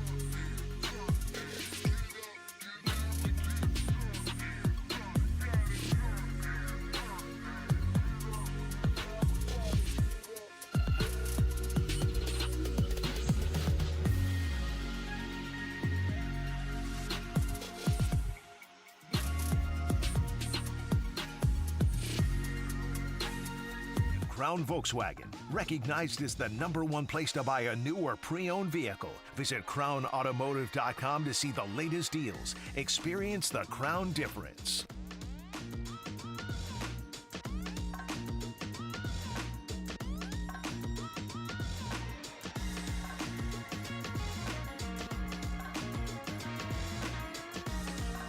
All right, we continue right here on Sports Radio 810 WHB. Jason Anderson with you, Sterling Holmes, Dylan Michaels. Thank you to Matt Derrick, Chiefs Digest. 41 is the Mike podcast. You can go and check that out. They'll have a new one out this weekend, getting ready for the 49ers, as the Chiefs will be getting ready for the 49ers heading there next Sunday, 3:25 on Fox. I believe, is that Tom Brady's first Chiefs game, Tom Brady's first commentary on Patrick Mahomes. We'll find out. Joining us now, Kendall Gammon here in the zone on this Friday. Kendall, what is up, man? How are you, sir? I'm good. Kendall Gammon is excited to be here. Jason Anderson loves when Kendall Gammon is on the show with the zone with Jason Anderson. Jason Anderson, big fan of I'm Kendall sure Gammon. Sterling co-signs. Yes, Sterling? Yes. Okay, so yes. Yes, So, I'm excited. No, Sterling is excited. Yes. Ricky Henderson's excited. Nope, Sterling is excited. Ricky Henderson says Ricky Henderson is excited to be here. If you're missing the point of this conversation, that's your fault for not listening earlier in the show. Kendall clearly was, and I appreciate that man for so many things. Kendall, that's one of a them. great callback. It's really good. Well, you got to love it. Just a little bit about that. Back, I think it was my last couple of years there, when Jared Allen was there, he came up with Third Person Thursday, so he encouraged everybody on Thursdays when reporters were interviewing us to speak in third person, which was kind of funny. Did you guys did you guys do that on Thursdays? We tried to some, yes. Oh my gosh! I need to ask Todd Lebo if he remembers Third Person Thursdays with Jared Allen. If you guys were speaking in third person randomly, would you guys be obvious about it or try and sneak it in? Would it be like, like Kendall's got to do this, or is it just trying to not make it too obvious? Well, first and foremost, there wasn't a line to interview Kendall Gammon, so Kendall Gammon didn't get a lot of these interviews. But that being said, it was kind of humorous.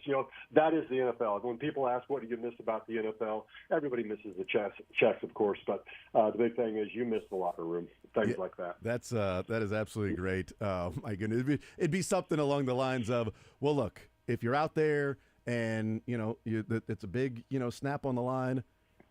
If it's a Kendall Gammon that's doing that, then he's got to make sure that he snaps the ball correctly, and that's my job. Yeah, Kendall Gammon says, just calm down, relax, and Kendall Gammon's going to get it done. Did you have any teammates that outside of Third Person Thursday that they just simply talked in the third person? That was just in general how they talked about themselves or in interviews? I honestly do not remember one that talked in third person, because if they had.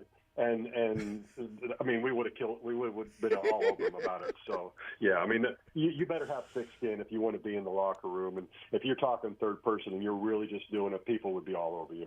If you're talking third person, you better have a future gold jacket, probably. Exactly right. Doing and that. even then, I don't know. So, it was just accepted with Ricky. It's like, that's Ricky. You had to love it. You let Ricky be Ricky. You know what I mean? Like, the guy invented popping your collar. Like, if you watch him do his home run trot, when he got around first base, he's popping his shoulder in his jersey as he's getting around first base. Like, the guy, I never saw anybody do that before Ricky Henderson was walking around first base and popping his collar as he was rounding the base. Like, it's just so many things. It was so much fun to watch the guy play, and just the personality that goes along with it too. The same personality we get from Kendall Gammon. There you go, Kendall. Kendall approves. Visiting with Kendall Gammon. All right, let me ask you this. I don't know if you've seen some of the things going on with the NFLPA and what could be the new criteria for player availability throughout the week. Fans may or may not care. Who knows? But there is going to be more of in fact, it certainly seems like it's going to be league-wide that the locker room is going to be closed access to media members. This is apparently something that's been a part of the CBA for a long time, that it's up to each team's discretion of whether or not they allow access to the locker room for media members, and apparently just all 32 teams have just simply approached it that way. And the NFLPA is now enacting this clause of like, no, we're going to restrict access to the locker room. You mentioned one of the things you missed was a locker room. Was it an issue was it bothersome to players when it was, hey, this is the next 25 minutes, guys, media availability, next 25 minutes, guys will be in here with the media. I don't know if there was an announcement. Was it just sort of known when the media was walking into the locker room? That doesn't seem to be will be the case anymore. As I remember, we had some type of defined cooling off period. So you had 10, 15 minutes. And there was enough time, I thought, to get showered and at least be dressed in shorts and something. It didn't bother me. It didn't bother most folks. A few guys, it might bother or whatever. And I can understand that. But I don't know. I take a little bit different approach because, quite honestly, and I always thought this, it was explained to us through the PA. And then, 10 of my 15 years, I was a league rep or a team rep voted on by the teammates. And I always believed it, which is the press is our biggest conduit to the public to talk about things. And I taking that away, and I understand. If they take everybody out of the locker room, then you're not going to have as many people that are available to talk. And I think it's going to be much more difficult. I sometimes think the NFL doesn't exactly care to a degree, or the PA, but I don't get it, honestly. I mean, there's a way to do it the right way. And for the most part, I never thought that there was anything that was that uncomfortable. Yeah, it seems like what's going to happen moving forward is there will be access to players, but at the team's sort of choice as to which players they will make available outside the locker room for media members to talk to. Maybe not at the podium. They'll have guys they bring to the podium, but then, hey, because how it works is like when we play the press conferences, as soon as, like, let's say on Wednesday, Andy Reid gets to the podium to talk, the locker room is open. So then, like, Todd or whoever we have going and work in the locker room, they will head in there and talk to the different players and get their thoughts. And then when, Andy Reid and Patrick Mahomes are done and whoever, then the locker room closes. But now I guess it's going to be more of Andy Reid or Patrick Mahomes will be at the podium.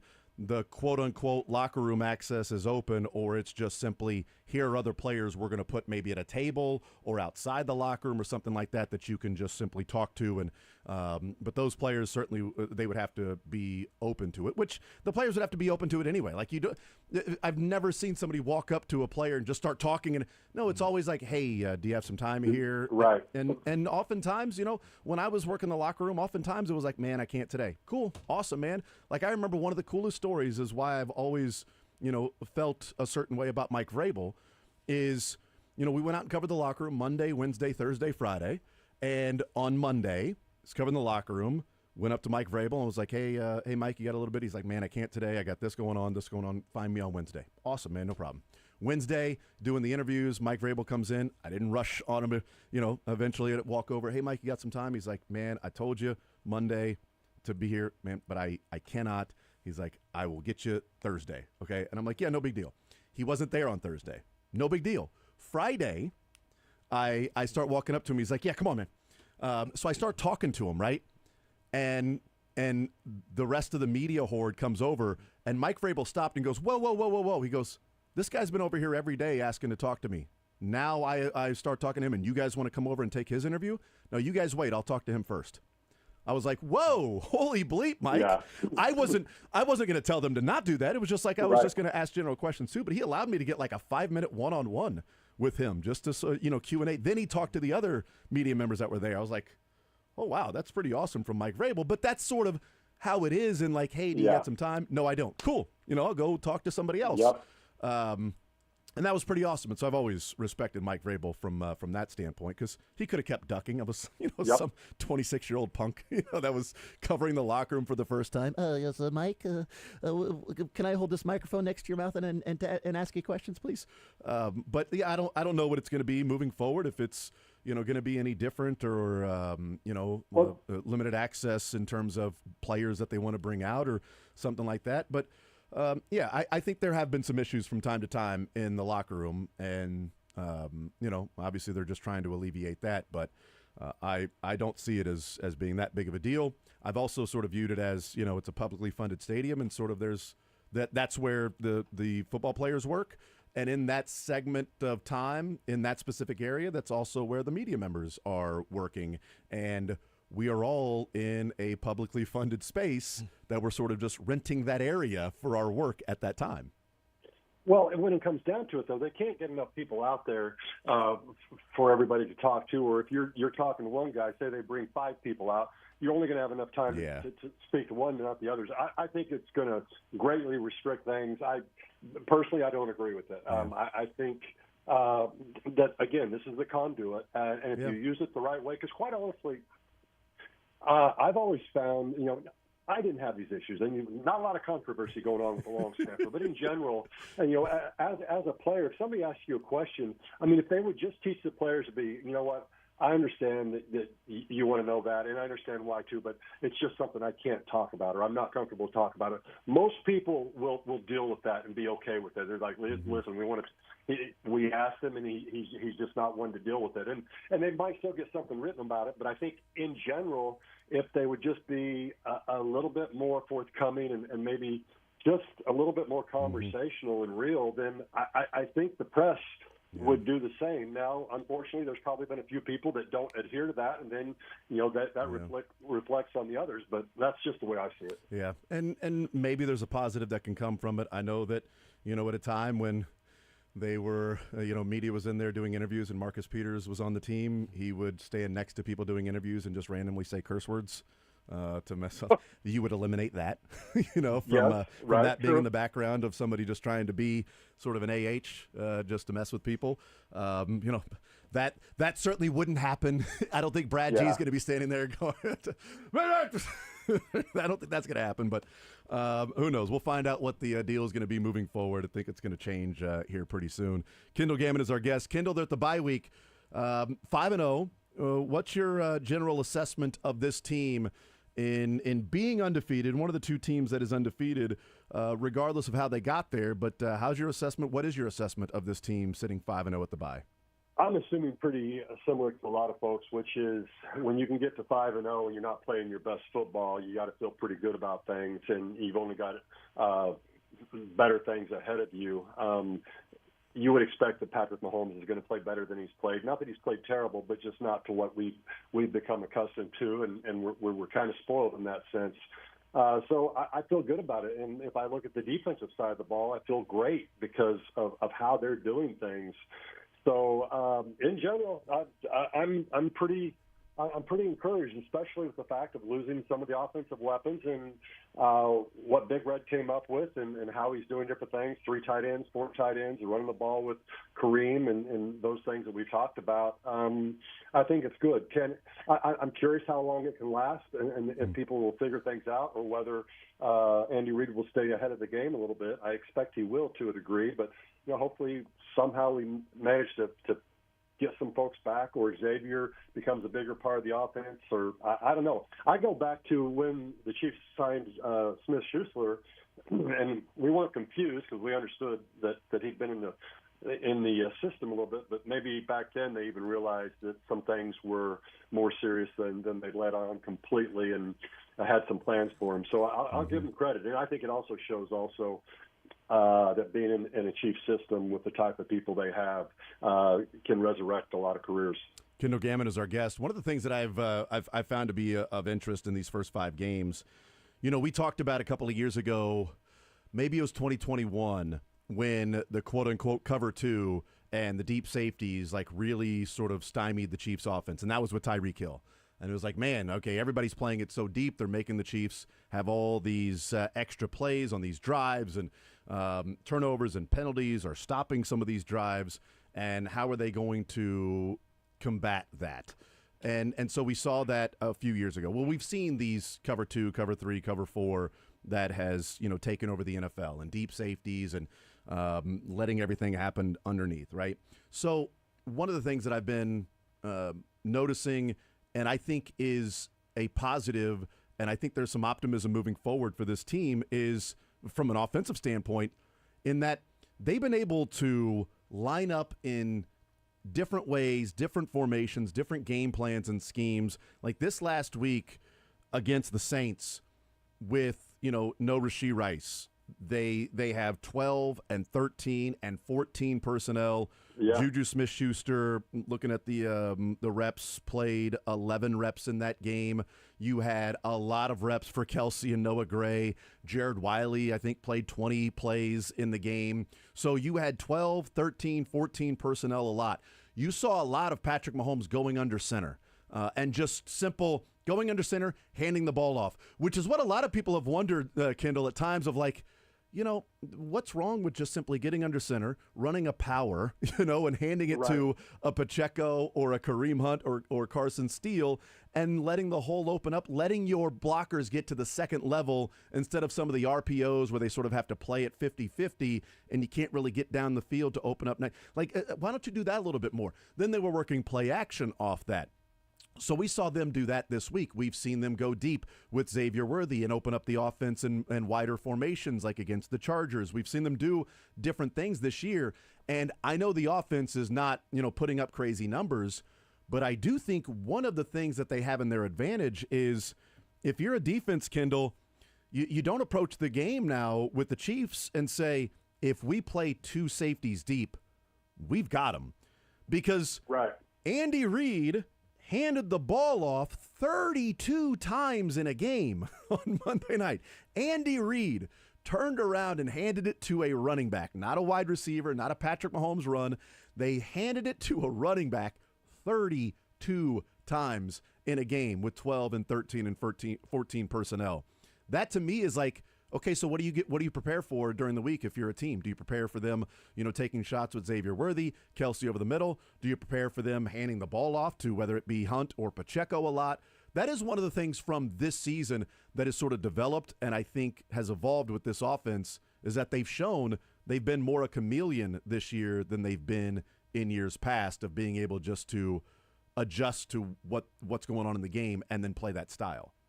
Yeah, I think it's a fair statement. I mean, what do they say? That adage, which is he who prepares for everything prepares for nothing. And so you've got to pick what you're preparing for, quite honestly. I mean, when I look at the numbers, the thing that stands out first for me is Hunt has, 102 yards and his long is 8 yards. So did he have one rush for negative yards maybe in the game, one or two? I could be wrong, but somewhere it felt like he's always going forward. And anytime you're given a second, medium, second, and short, that's just really nice for the Chiefs. You're exactly right about the being under center and having the play action more. And I'll tell you honestly, this is the first year I've never until just this week heard 14 personnel. I've never seen 4 tight ends in. I've seen 3 a fair amount, and most of that was with Andy Reid. But 4 is very rare. But again, it's Andy Reid looking at what he has and making do with what he has at the time. And it's not about his system. It's about fitting his system to what he has available. And nobody does it better than him, I think. Yeah, and there was there were a couple plays. And, gosh, who wrote about this? It's been 4 days, and they've played a couple of baseball games along the way, Kendall, so I'm trying to rack my brain to see where I saw this. I'm 95%. I'm Chris Jones positive that it was Seth Kaiser. But he was writing about, one of the plays that he was breaking down. It might have been on Twitter or at his Chief in the North newsletter. But it was 12 personnel, yet there were 6 men in the box for the Saints. Like, when do you see that, Kendall? When do you see 2 tight ends in the game and the defense has 4 defensive linemen and 2 linebackers in the game? And they ran it. And they ran it right down the throat. I mean, like it's like, when like that to me is the defense saying, I don't trust you, Andy Reid, that you're going to keep handing the ball off. You're in 12 personnel, but that's with Kelsey and Gray. And you've got Kareem Hunt back there. But you've also got Worthy and Juju Smith-Schuster. So what do we think is going to hurt us the worst? We're going to stay in our sub package, which is kind of base these days as a nickel. But we're going to stay in our 2 linebacker set. We're going to have an extra defensive back on the field. And we're going to keep 6 men in the box against 5 linemen, a couple of tight ends, and a guy who's lined up in the slot that's close to the line of scrimmage named Juju Smith-Schuster, who likes to block. It's a shocker, Kendall. The Chiefs won on that rep. They picked up a lot of yards on that rep.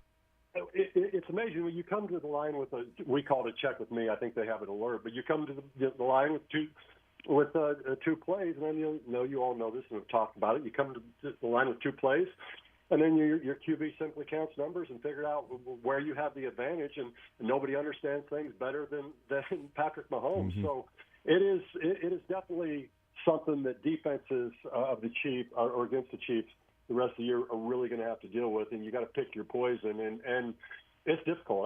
Like I say, I think it's going to be a while before they catch up with things because I just think Andy Reid is. I mean, I think he's savant, beyond savant in terms of offensive play calling and what he does. I think that's an element as well of the difference of skill position players this year versus last year, and it is Xavier Worthy, in that even with just Xavier Worthy on the field, as opposed to last year, if it was MVS, they weren't taking shots to MVS, and even if they were, they weren't connecting. You know, if you're a defense, you're going, I'll take my chances that they're not going to connect. And even if they're on the same page, he ain't going to catch it, you know. But odds are they're not going to be on the same page. It's going to be incomplete. But with Xavier Worthy, you've got a team that goes, they're in 12 personnel, and Kareem Hunt's been running it down our throat, but we're going to keep our safeties deep. And when they hand it off, even with 12 personnel and 2 linebackers, our safeties are backpedaling. You know what I mean? Like it's unbelievable. Like just that thought of it, you know, for that player, and it creates so much space that if you win your reps as an offensive lineman, you can pick up 8, 9, 10 yards running the ball. That's not going to be the matchup every single time. You're going to have to fight, but just that sort of, and it was a great pull by Seth in finding that, like that sort of, you know, a chess match, right? Cat and mouse game between the offense and the defense. You know, Xavier Worthy on the field does have an impact, and maybe it wasn't all Xavier Worthy, but I can promise you, Kendall, after throwing that ball deep to Xavier Worthy for a 54-yard touchdown against the Chargers, when the Chargers were in cover 4, you can't just assume that we're showing this defense, therefore they're not going to take a chance. No, and I think another thing, too, is if you've only got 6 in the box, and say you push or you push Hunt out on a swing route or something, now one backer is going to cover him most likely. The other one, if he does drop back to pass in terms of Mahomes, then the other backer is going to take a drop also. Now you've got 4 linemen rushing, and you've got 5 offensive linemen. And I think that helps with the run game for Mahomes and what he does. And I mean, the fact that not just runs, I mean, a couple times he's like, you know what, I'm going to do a pirouette before I run anyhow. And it's just, it's crazy awareness he has. But again, you have less people up there. He's got a better chance to hurt you that way as well. Yeah. Kendall Gammon is our guest. Kendall, I appreciate you, sir. There's no prediction or breakdown of a game coming up this weekend because they're on the bye week. They are resting their bodies and their brains, and we will see them next week. We'll hear from Andy on Monday and get back into the pace. And next week we'll be breaking down Chiefs heading to San Francisco to take on the 49ers. Kendall, you're the man as always. Appreciate it. Enjoy the weekend, and we will talk next week, sir. You bet. Kendall appreciates it as well. Sterling appreciates you, Kendall. Jason Anderson appreciates Kendall Gammon being on the show. Let me tell you that, Kendall. Jason Anderson's a big fan of Kendall. Oh, folks don't know what's going on. He's the man. Kendall Gammon, everybody. I love talking We to Kendall. should do I love person Thursdays, Jason. We could do this. I gotta ask Todd. We gotta ask Todd or Mick. He was around at that time too, you know, with Jared Allen here. Sterling is a huge fan of the Chiefs being 5-0 right now. Jason Anderson loves third-person Thursdays. Jason Anderson loves the thought of third-person Thursdays out at Arrowhead with Jared Allen saying, all right, you got to sneak. Like the Royals did it with 1738, right? You know, you got to find a way to sneak in. It's almost to like not sound pretentious or a total tool bag. It's like riddles. This is like a riddle. Like this is almost like sports or leisure riddles that no one picks because apparently they think it's too hard. They just like mascots. But see, this is what we need to do. Or it's like when they had the Chiefs who would take it easy, roller coaster tycoon. That Travis Kelce had to say a roller coaster tycoon during a press conference, you know. All right, we'll take a timeout. We'll come back. We will hang out with our roller coaster tycoon, Mick Schaefer, KSHB 41, sports director. We'll hang out with him. We'll talk with him about the Royals. We'll talk some Chiefs with him. He's already there, busting through the door. What's up, Kool-Aid man? Oh, yeah. Oh, yeah, just bust right on through, buddy. I'm holding a finger up like, hold on. That's he's the wrong finger. He's holding candy. Well, now he's holding a finger up, too. So there you go. We'll take a timeout. More Zone next.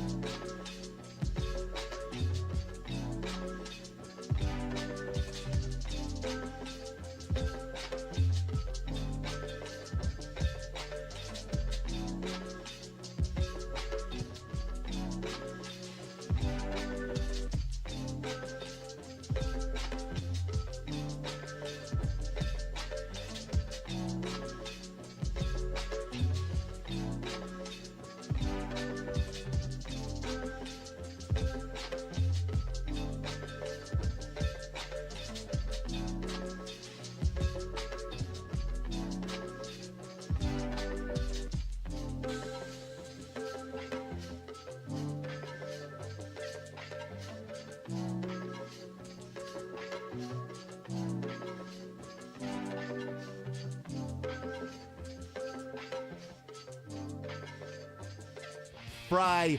Yay! You're married. You're a married man now. Almost Then a the- weekend. I can tell by that sad lunch you're eating there in that sad bowl. And the sad look on your face since we saw you on Saturday night. It's already started. It's electric, dude. I love being married. It's electric. awesome. Look at this guy over here. Yeah. Are you Yeah, guys you know, that celebrating? was- Why are you that was- reading that off your hand? Did she write that on your That hand? was You had to read a it. pumpkin blondie. Yeah, no, that looks good. It was actually fantastic. Wow, that doesn't look. That's a treat. That's not. That was a dessert. I didn't bring lunch. Last week at this time you were eating healthy. Now it's just all sugar, Good huh? for you. Yeah. Well, she made Get that ready for me. for it. Yeah.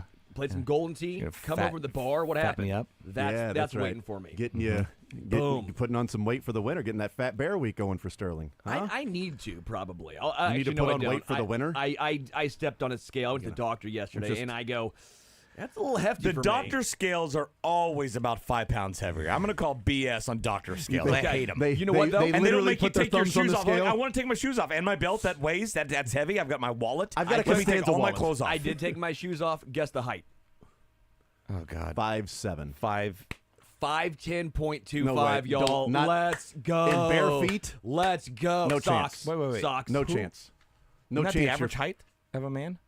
I think 5'9" is. Yeah, but everyone kept saying, I just you're never, not 5'10", you I've might never be 5'9". heard somebody celebrate 5'10". Well, because Jason kept saying, you're not 5'10", you're 5'9". I can't tell. I mean, I was 6'2". I'm dropping a little bit now, but anybody under 6 foot, it's all the same. 5'1" and 5'10" is the same to me. I'm looking down at you guys. Right, exactly. Down his nose, too, from his Yes, ivory yes, tower, yes. while also being taller. I mean, you're taller than me. Yeah, I know, and I look you're down at on least you a lot. 6'2". Yeah. But I mean, you're like, there's Mick. He's in the 6 foot club. Yeah, Mick's 6 foot. He's You okay. saw He can my be with Jersey us. cousins. They got all the Yeah. height. They're 6'10". If you're not 6'2", don't even talk to me. don't even I won't act even like hear you down know, there. it was so great. Like my kids had a musical recital today at school, which is why Sterling and Jack were so gracious to do the first hour of the show. And we Sorry, were he's sadder than you. best hour we best hour and so we've, we're walking down had in a the while. hallway, and it was this big mass herd of people to walk to the classrooms, and I really enjoyed being able to look all the way down the hallway as everybody else was the heads were below, and I'm like, oh yeah, we're right over there, and everybody else is like, oh, that's weird, look at all these average people, and then every once in a while you'd have some head sticking out from the group. You know what I mean? Did either of your kids pull a Sandy Lyle and just break out into solo? I wish they would They have. are the star of the show. I wish mean, they would have. That would have been great, and then I would have put them right in Jesus Christ Superstar. I would have had them Dude, immediately. now in that's that. a great. I love Jesus Or the Christ Crucible, Superstar. one of the That two. play. JC Superstar, let's go. Dude, it's awesome. I saw it with JCSS? What's his name? Glover, the singer of. I saw it with Philip of, Seymour Hoffman. Living Color, the singer of Living Color. Not that Donald kid Glover. that played bagpipes and Oh, crossed. no, I don't think Donald Glover was in. No, it wasn't Donald Glover. It was Danny wasn't either. No, it's Corey Glover. Corey Glover. The Glover family.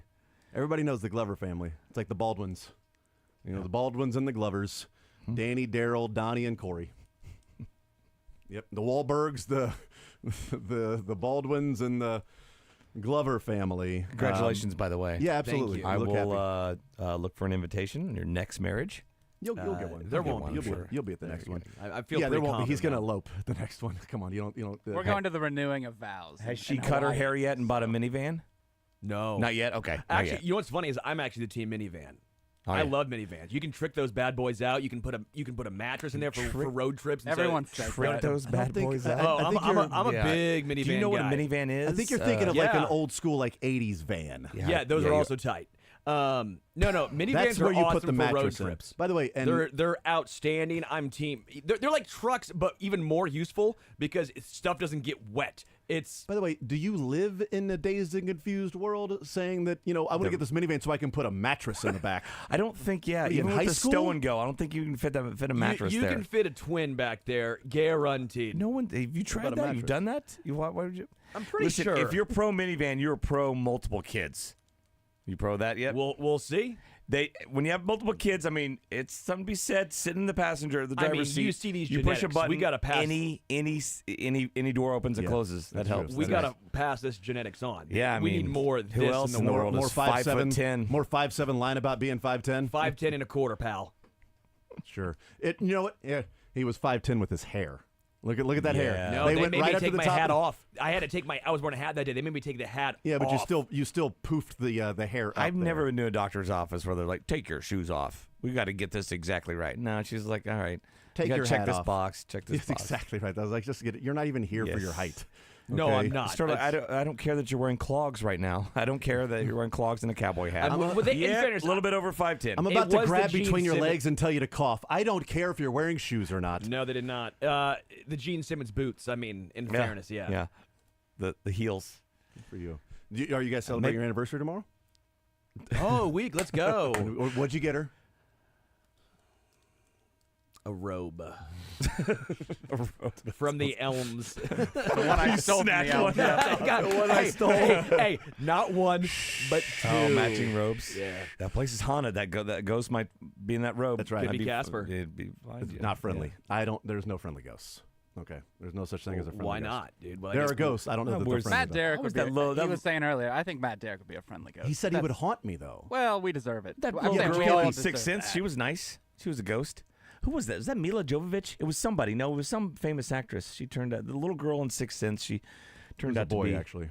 That was Haley Joel Osment. No, the Yeah. girl that died from her mom poisoning her. Yeah. And she Well, was. but she was spoiler the- alert. She was the ghost. Haley Joel Osment was not. He was the medium. What? Oh, yeah. What are you that's talking about right. now? Sixth Sense? Yeah. It was Bruce Willis that was the ghost. What? Whoa, whoa, whoa, whoa, whoa, Hold whoa, whoa, on. whoa, whoa. It's a great Oh, movie. my goodness. Great movie. Wow. The whole time? Oh yeah, my bad. I don't even. I've seen it like 3 times, but I guess I didn't realize that. Yeah. Huh. Well, there's one thing I know about M. Night Shyamalan movies. What's They're that? always straightforward. Yeah. Donnie Wahlberg can- killed him in that movie too. Well, he killed it on stage so many times in his career that it was just obvious that he was going to kill in that movie too. Should've This known. has been a wild segment with Mick, and I love it. It's the best. It is the best. Let's take a timeout. What? Because I want to hear just from. got here. I want to hear from Bobby. I want to hear from Vinny. I want to hear from Mick. I want to hear from Sterling. I want to hear from Dylan. And we'll talk some Rawls baseball. on the Misha other side. Barton. That was the little girl in Sixth Mila Sense. Jovovich, Misha Barton, same thing. It's Mila, close. Misha, yeah. Mila, Misha. I'm with you. Absolutely. We'll take a timeout. We'll come back and we'll talk with Mick Schaefer. What we've seen from the Royals this year, it ends in tough fashion, losing both games at home. They fall in 4 games to the Yankees, but still a phenomenal season. We'll talk about that. We'll hear from Bobby in the clubhouse, Vinny in the clubhouse as well. More Zone coming up next.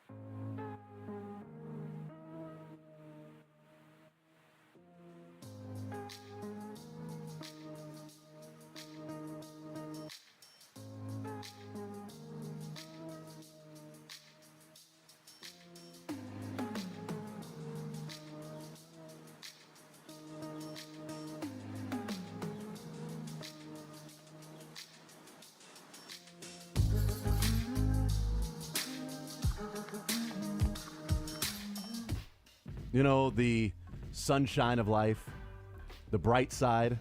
There's no other side, baby. Exactly. And that is, yes, the Royals season is over, but you do not have to watch a TBS baseball broadcast with Bob Costas as the play-by-play announcer anymore. All right? That is one hell of a consolation prize. I was like, the Royals got a bad draw in this ALDS. They're like the Yankees. I'm like, no, the announcing crew. TBS and the announcing crew. Like, although I will say, I love JP Morosi. He was the best part of that broadcast. Talked to him a lot in New York. A great dude, big college football fan. He's a Michigan guy. He's asking questions in Spanish to the Hispanic players. Very talented, very smart guy. And I think, train of thought is what I just love the backstories of all these guys. The fact that Lorenzen's wearing Vans and he found that out, right? Talking about the Centenary College gentleman watching Seth cool. Lugo pitch, and then he went down a Garrick Dieter rabbit hole. I'm like, well done there. Yeah, you know well what? done. Let's talk about the positives. He was great. Thoughts on Ron Darling? Thoughts on Ron? Yeah, Ron, so I think, has good positives. insight, but Ron, it's like you're waking him up from a nap every time he's forced to talk. Ron Darling, I think, got a little caught up in the Bob Costas Yankees love. Yesterday in the first inning when Aaron Judge should have struck out on the 1-2 pitch to Aaron Judge from Michael Wacha. That was a strike at the bottom part of the zone. And Ron Darling went, oh, no, because he thought it was strike 3 that he took strike 2. Oh, no. I'm like, are you bleeping kidding me? What do you mean, oh, no, that it wasn't a strike? Get it together. You don't have to do what Bob Costas is doing. You don't. I was actually, because I was listening to the game while I was at them, watching on YouTube TV on my computer like a minute later, I was rooting for Judge to actually get some hits finally so we could just end the narrative of like, he's struggled so much. And they can. But if he delivers here, it would flip the script.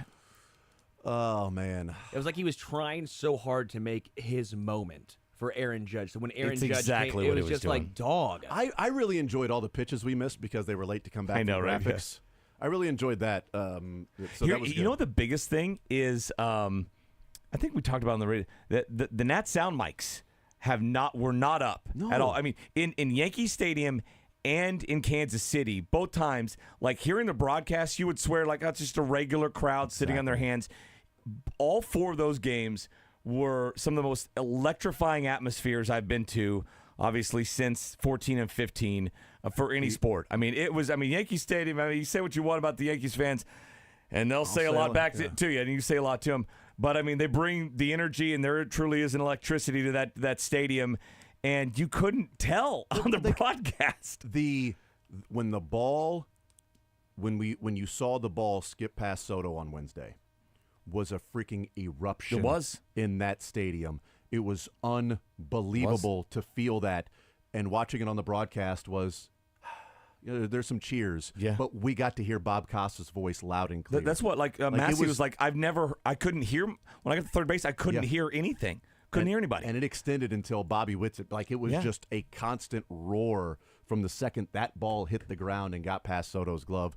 I mean, I wasn't even watching Massey run because we were, bumping into each other, and I'm picking my son up, and people next to us are, your body is just, you have no control. You're like the wacky waving inflatable arm flailing tube man all over the stadium, right? And it's not like that on other networks. I feel like Fox, it's not. It's the opposite, where like the crowd is almost like the third or fourth guy in the booth, right? I noticed it on Saturday on Twitter because I wasn't listening to the broadcast because I was at somebody's wedding on Saturday night. Man, who's still getting married in 2024? I don't know, but I saw it on it's Twitter. Not even a trend anymore. I did have think. someone message me and say, "Get ready for her to take like half your." I'm like, "Why are you so negative, guy?" Like, he's been married. They're like bad married. decision. Is that your I'm father-in-law? like, whoa.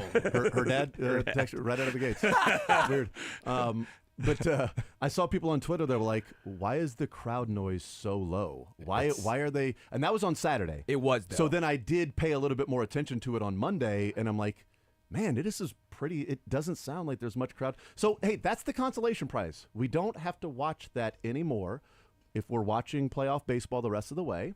That's it. It should be a more enjoyable broadcast. Yeah, I'm guessing no more TBS or TNT or True TV for the DL. I'm hoping forever. LCS. Maybe forever. Baseball's actually over for the season now. There's no more There's no more playoff games. Yeah, I think it's done, with right? the Royals out, I it's think over. so, It's just Chiefs now. Yeah. It's just the NFL. Like, yeah, I've never been alive where the Royals haven't gone to the championship series, at least. I have. So, when they make playoffs, yeah, I have. When's I the don't last remember it, though. well, I mean, when 84? No, 84 they 84? went to the ALCS. Oh, you're saying championship series? Not just the World Series, but I mean Okay. because Well, I guess I'm not. I haven't because been. there wasn't anything but a championship Series. series. So I mean, you got 80 World Series, 81, 84, 85, Technicality. 14, 15. That's not a technicality. That's absolutely true. No, I know, but we knew what you were doing there. You were I was doing Mick. I I was feel doing like we're facts. on the same page. We are, yeah. I was doing yeah. facts. I don't know what to do now when the playoffs go past to the championship series without the Royals when they've made the playoffs. I don't know what to do. This has never happened before. By my count, they had won 9 of their last 10 elimination games. Yeah. Going back to like 80, 85, because they had Unbelievable. four of them in 85, right? Mm-hmm. They had 2 in 14. Well, they had 5 in 85 because they were down 3-1 to the Blue Jays. And then 3-1 to the and then you count the wild card in 14. Wild card is 1, and then games 6 and 7. So they had 3 in 2014. And then you had the and they went 2-1 in the ALDS in 15. Yep, and they won both of them. And then the Wild, well, they didn't have there was an elimination game except Not one for this last year. night. Yep. Was the only one last night. You're right, but yeah, they went 2-1 in 2014, and then 2-0 in 15, and 0-1 this one. Yeah, they were 500. This was they were 3-3. This was a great season. They made such a big jump. Yep. Skipped so many steps. This was an outstanding season. Nothing to hang your head about. On October 10th, I was annoyed and frustrated about a baseball game, and it had nothing to do with how much money I put on it.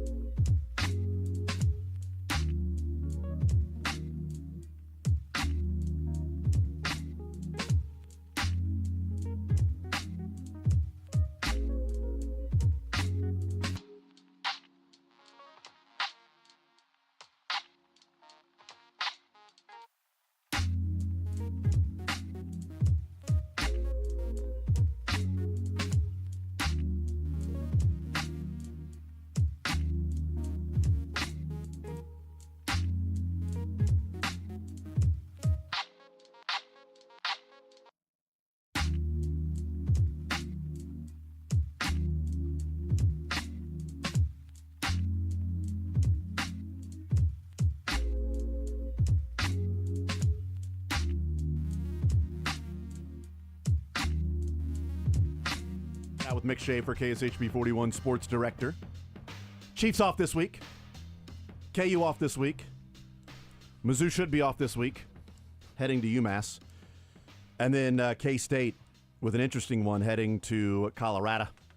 That line has moved 2 points in favor of the Buffaloes. K-State opened up 5.5-point favorites, now 3.5-point favorites. Oh, I'm ripping that. Are you going to rip it? Good idea, dude. Does that mean you're going to bet on it? Yeah, I'm ripping Or you're K-State, just gonna, going to be, or you're Yeah. going to be complaining about it on the air. Like, I'm going to rip this. All right, what are you doing, Yeah, bettors? Like yeah. that. It could be. You know what really grinds my gears? Tell you what. A lot of Family Guy references from you today. I'm Really? proud of you. That's like the third one. Is it? I don't know the other ones that I may have made. Let's hear from Vinny Pasquantino in the clubhouse last night. And I cut off the question because whoever asked the question sucks. I think it was True story. Michael Schaefer? Jerry Michael Schaefer, maybe? Joseph. John Michael Schaefer is the one that asked the question here, but we cut it off. But essentially, this is about 3 minutes from Vinny Pasquantino in the clubhouse last night talking about this season, the game, the feeling. But he starts off answering a question from a fella that said, it seems in this locker room there's handshakes, heads held high, sort of approaching this post game after the season is over, the way you guys sort of feel in this clubhouse. What else can you do, right? It's the only thing we can do. We did what we could. It wasn't enough. I don't think anybody in this room is satisfied. But, we got to this point. It sucks that we're not continuing. But, I think, this team is full of pretty good composure. So we're not going to, it doesn't matter. We're going to, because there is no more of this team. So it just sucks. But, yeah, you guys have seen it. It's a good group of guys. And, it just sucks. Isabel's drive to right. How close was this thing to being tied? It's pretty close. I don't know if he's spoken yet or not, but I thought it was a homer. Didn't have enough, but that's the nature of this beast, right? If people want to blame the stadium, the scores yesterday would have been higher. Like they would have had a few. We would have had so. It was a good swing. He was out. It wasn't enough, but that it happens. It sucks that it happened, but we didn't do enough offensively, and just sucks. Vinny, what did you learn about this team this postseason? We don't quit. This team was in every one of those games, and every game in this series was every game we've played other than tonight was a one-run game, right? Is that right? You beat him 4-2. I think. Beat him 4-2. But regardless, there was no blowouts of any series that we played in, so I think it showed the fight of this team. Yeah. Is this fuel to the fire? Bobby, what was you saying that? How does this fuel to the fire and motivation for next season? How much does this motivate you guys? Yeah, there's definitely an argument to be made for that. I think this is a lot different than years past, because in years past, we've known that we weren't going to make the playoffs days, weeks out, so you kind of are expecting this day. This doesn't feel very good. Saying bye to people, packing up, this sucks. So, yeah, I would agree that there's some fuel to the fire, because we've now, in our heads, and we've put ourselves in a spot where we expect to be playing in October every single year. You don't win at all, you're not successful. So we didn't win at all. While it was a good year, we're happy with how we got here. We're not happy with how it ended. So, yeah, I think long-winded, there's some fuel to that fire. What do you think this year meant to you personally and maybe to the team as well? I think we proved ourselves right in a lot of ways of how we felt, how we were talking about this team preseason, about how we talked about this team throughout the year, and how there was never, for everybody who's been in here almost every day, there was never a doubt with this team of where we felt like we could go. We didn't hit our goals, but we did some real damage, and there's a lot to be proud of, regardless of how we're going to feel tonight after that game, after this series. But there's a lot to go back and look at positively about this team. We didn't do what we wanted to do, but we put ourselves in a position to be able to do that. So there's a lot to be said for that. There's Vinny Pasquantino in the clubhouse last night after the game. I will disagree with one part when he said, if you don't win at all, it's not successful. this was absolutely a successful season. I know in their minds, right, their goal is to win the World Series, but this was an absolutely successful season for this Royals team that I had, 77 and 85 was what I put the record at for the Royals. I was only off by 6 games because they won 83. But wait, they won 86, baby? What are you doing? Oh yeah, they were 86 and 76. 86, 76. Yeah, 86, 76. Don't try and help your ZOUs now. No, that's already the over/under was like 74. So I think I went like 72 or something. Yeah, we all like that. went over except for Mick. Yeah. When do we do that, by the way? When is that thing happening? Oh yeah, I got to put the final touches on that one. Yeah. That's a man who maybe got last. He was Oh, like, no, no, we're not doing that. I think it's me. Last. No, I did not. I think Mick got last. I think Mick and Dylan tied, to be honest with you. You know what? I'm going to handle my defeat in stride like the Royals have. That's exactly right. Yeah, keep your head held high. Head held high. But this was absolutely a successful season. I wanted them to compete and be in a race in August/September. And I thought they were 2 years away from that. Yeah. Are you 3 or 4 games out of a wild card? Hey, you know what? You're scoreboard watching, even if there are a couple of teams ahead of you, and maybe you don't have enough. But this team from July 26th or July 27th, July 26th, whatever it was in the playoffs every single day. They never fell out of the playoffs after July 26th. And then they go to Baltimore, a team that won 100 games last year, that won 90 games this year, a team that has World Series aspirations, and they took both those games. They split in Yankee Stadium, a team that has, I think, $500 million more on their payroll than the Royals, roughly, and they returned home, and they lost a 1-run game and a 2-run game. And in a 4-game set against the Yankees, the aggregate scoring, they were outscored by 2 runs. In those 2 runs. There was 11-11 going into yesterday, and they gave up 14 total runs in 4 games. I mean, sign me up before the series. I would have said, well, if the Royals haven't won already in 4 games, that's at least going to a 5th game. I mean, you're holding these guys to less than 4 runs per game.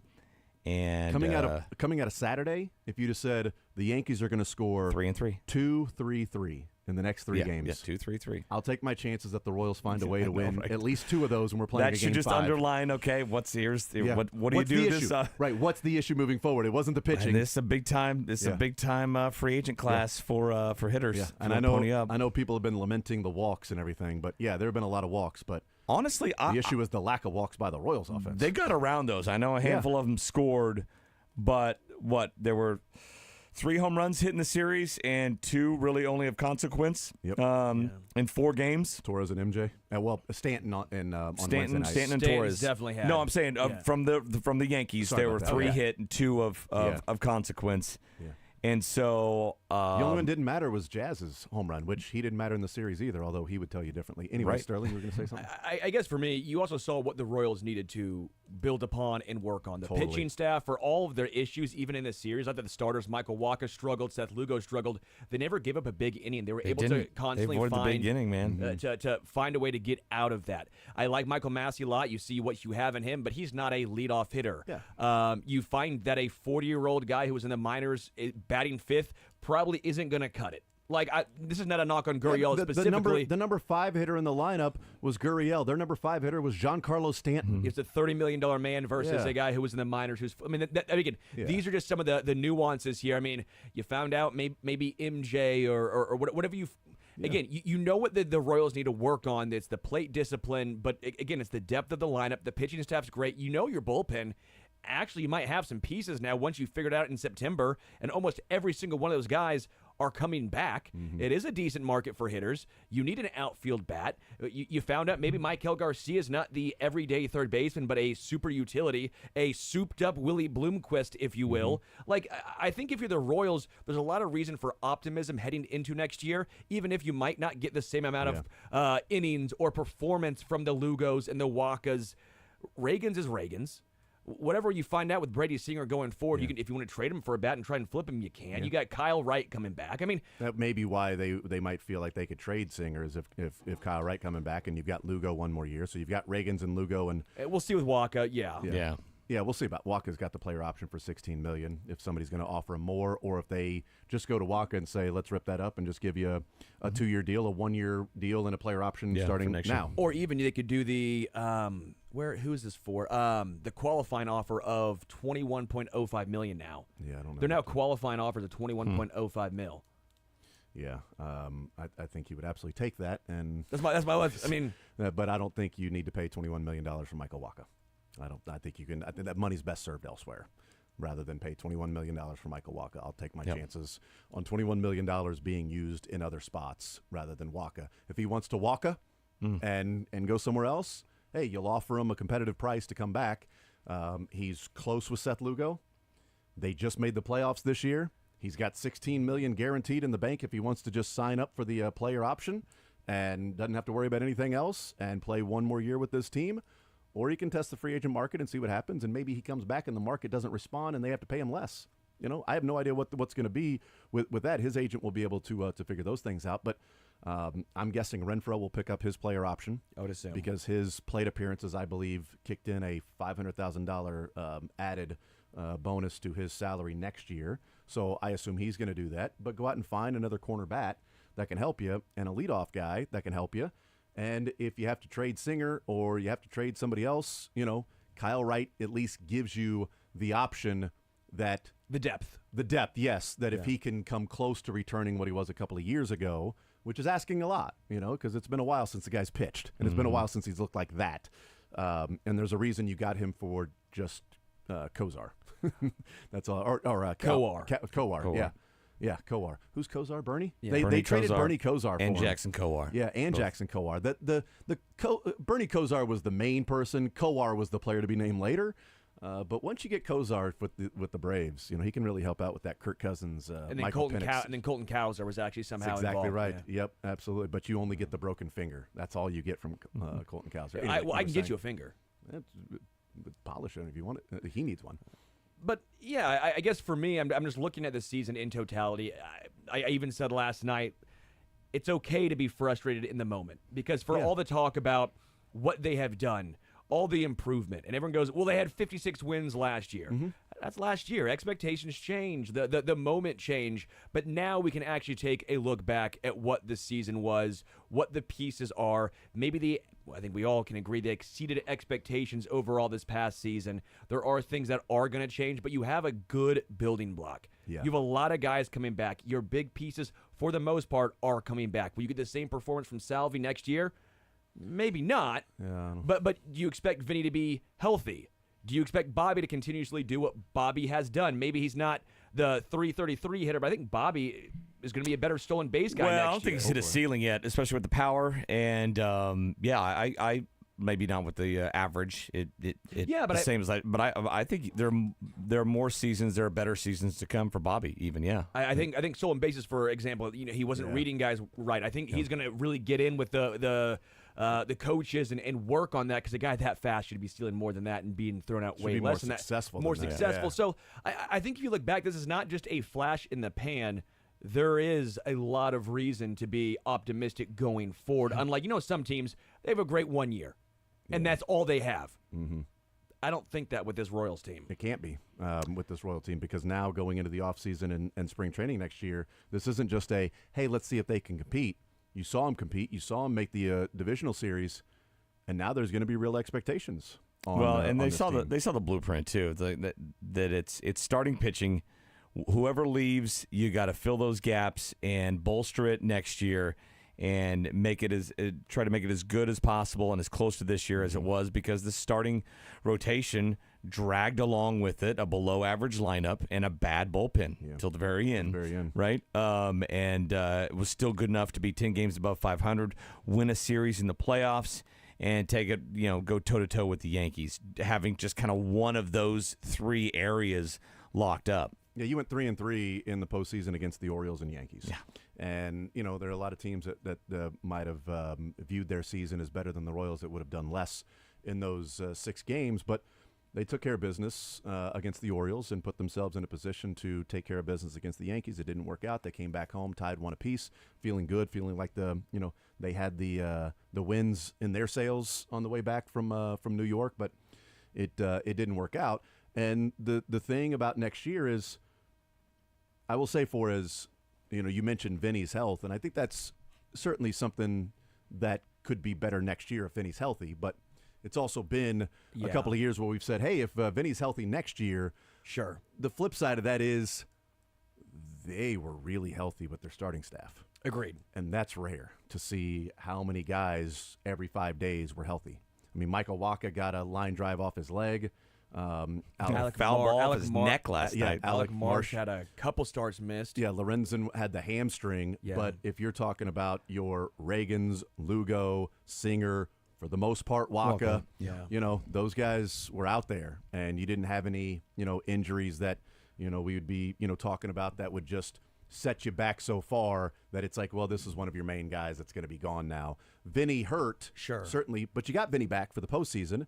He wasn't Vinny hot Vinny, but you got him back and at least elongated the lineup to a degree. But you had some health luck this year with your pitchers. I agree, but I also wonder if that's because the Royals don't have a lot of hard throwers.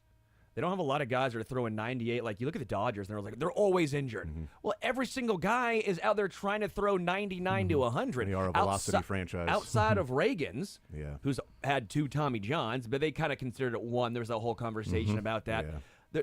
The rest of the Royals starters are 93, 92. Like, I wonder how much that plays into effect. I mean, look at Seattle. Seattle's had a lot of healthy arms for a few years now. I mean, Logan Gilbert, I mean, he throws pretty hard, but it's not like that entire philosophy is we're going to be the hardest throwing starting pitching staff. I wonder how much philosophical there is to that. Well, yeah, and then you bring up Jack Caglione next year. So, you get Think Jack we see him next year? God, I hope. If we see him I want to next see him year, last night because he was reportedly had 4 hits. 4 for 4 last night. in a game last night in the Arizona Fall League. The Fall League, yeah. It'd be great if we see him next year because I don't think they're going to rush him. So if we see him next year, that means he's mashing and forcing his way up to the lineup. And if you can keep Vinny at DH and you add Jack's bat to the lineup at first base, then you feel pretty good about what you would have with the lineup. I think maybe the goal is like the goal for the lineup is to bat Vinny 5th and Salvi 6th next year. Great. I mean, Salvi batted 7th when he was World Series MVP. Right. And then Salvi was the 7-hitter and World Series MVP. He wasn't the 4-hitter cleanup and guy. Massey's your 7th guy, your second leadoff and 9-hole, and that those are 3 big holes to fill. That means you're basically getting a 1-hole hitter, a 3-hole hitter, and a cleanup guy. But you can almost do it as Bobby could also move to leadoff if you got another really good. It'd be hit third too. Well, I know, but you typically want to give him the most at bats throughout the season. So first or second is kind of the spot you're looking at, and I think there's some interesting ways you can get that done. So, but lead off, or you could find a 2-hitter as well. Yeah. Let's hear from Bobby. This is post game in the clubhouse. This is about a 2.5-minute chunk of Bobby Witt last night post game. The beginning here. You can't really make out what he says, and then the microphone gets closer, but he says, you feel like you let people down. You can hear it a little bit, but then, of course, a lot clearer after that. But here you go. Here's Bobby at postgame. A lot of people down whenever you do things like this, but part of the game, kind of something that will light a torch in you and leave you a bad taste for the future, because now for the Kansas City Royals baseball, this is what we want. This is what we're going to do every year. We're going to do in the postseason. Now it's how far we're going to go. It's not how we're going to get there. It's how far we're going to go. And so that's what we're going to work for, and that's what we're going to do. Bobby, what was the message from Manager Cotrero and maybe some of the vets in here after this? Yeah, just how grateful all these opportunities that we had this year, and just how proud he is of each and every one of us, because it was just a fun group. It was a special time. That's really it. You limit the opportunities that you had, a lot of missed opportunities for this team. How much do you limit those opportunities that could have made a difference? Yeah, there's a lot. There's so many what-ifs in the game after you get done looking back at it, and so all you can do now is just learn from it and get ready for the off-season, get back, get working, and just take things one day at a time, because this team's going to be special. This is Royals baseball now is competitive. We're going to be coming at teams, and teams aren't going to want to be playing us, and so that's what we're going to be doing. That's kind of our mantra of baseball, and it's going to be like that for a while. That's the goal. That's now not even the goal. That's reality. That's who we are now, and that's what Royals baseball is. That's just what we're going to keep working for. We're going to keep getting better each and every day throughout this off season, and so it's just going to be one step at a time. But this team is special, and just want to say thank you to the fans coming out, and just it was a special year. And so, but yeah, like I said, it felt like a letdown. So there's a lot of bad taste in everyone's mouths, and so it's just going to be more motivation for us for the time to come. Bobby, what did you learn about yourself in this series in particular? Just got to do what I do pretty much all year. Just try to slow things down and just play my game. It's the same game I've played my entire life. The mound's 60 feet, 6 inches away. It's 90 feet to first base. I just got to control what I can and just go about it the way I do each and every day, and just know that we just got to go out there and enjoy it and have fun. It sounds like from your comments you feel like the expectations have raised for the organization, just what you guys have done this year. 100%. We just got to keep proving ourselves right. People out there didn't really expect us to be in this spot, and we are, and so we're going to keep doing it. Bobby, what was your biggest takeaway about your first ever postseason run and kind of what you hope to bring from this run to next season? Yeah, it's motivation. That's really all there is to it. Just because of now you get a taste of the postseason, now you want to keep doing it. So it's just going to make everyone in this clubhouse want to work harder, and that's what we're going to do. And so it's amazing. We have an amazing team, and I feel like our team was special this year, but we're just going to keep getting better. All right, there's Bobby Witt post game. A few thoughts on Bobby and the season that he had and his comments there that I want to get into. Mick Schaefer was there last night. We'll take a timeout. We'll come back. We'll also tell you who's lighting it up on the other side of the break. But we'll get into Bobby's comments and his season and his thoughts on also, the expectations are raised now. So this is not a surprise. This is what is expected every year from those guys in the clubhouse. We'll take a timeout. We'll come back. More Zone next.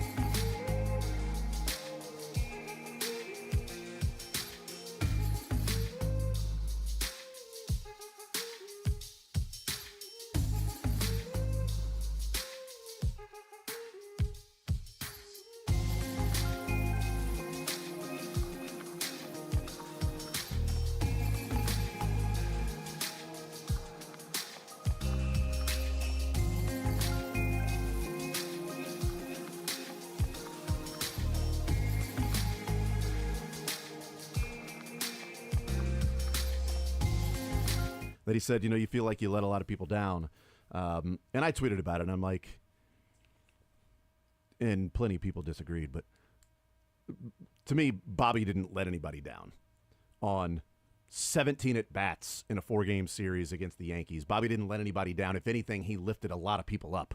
Like, this season was unreal. The guy took less money to sign a long-term deal and was second in MVP voting, is going to win a Gold Glove, maybe a Silver Slugger, unless they give it to Gunnar. Won you a postseason series. Won you a postseason series with 2 RBIs in his hits that you were praising Bobby to get to the series against the Yankees.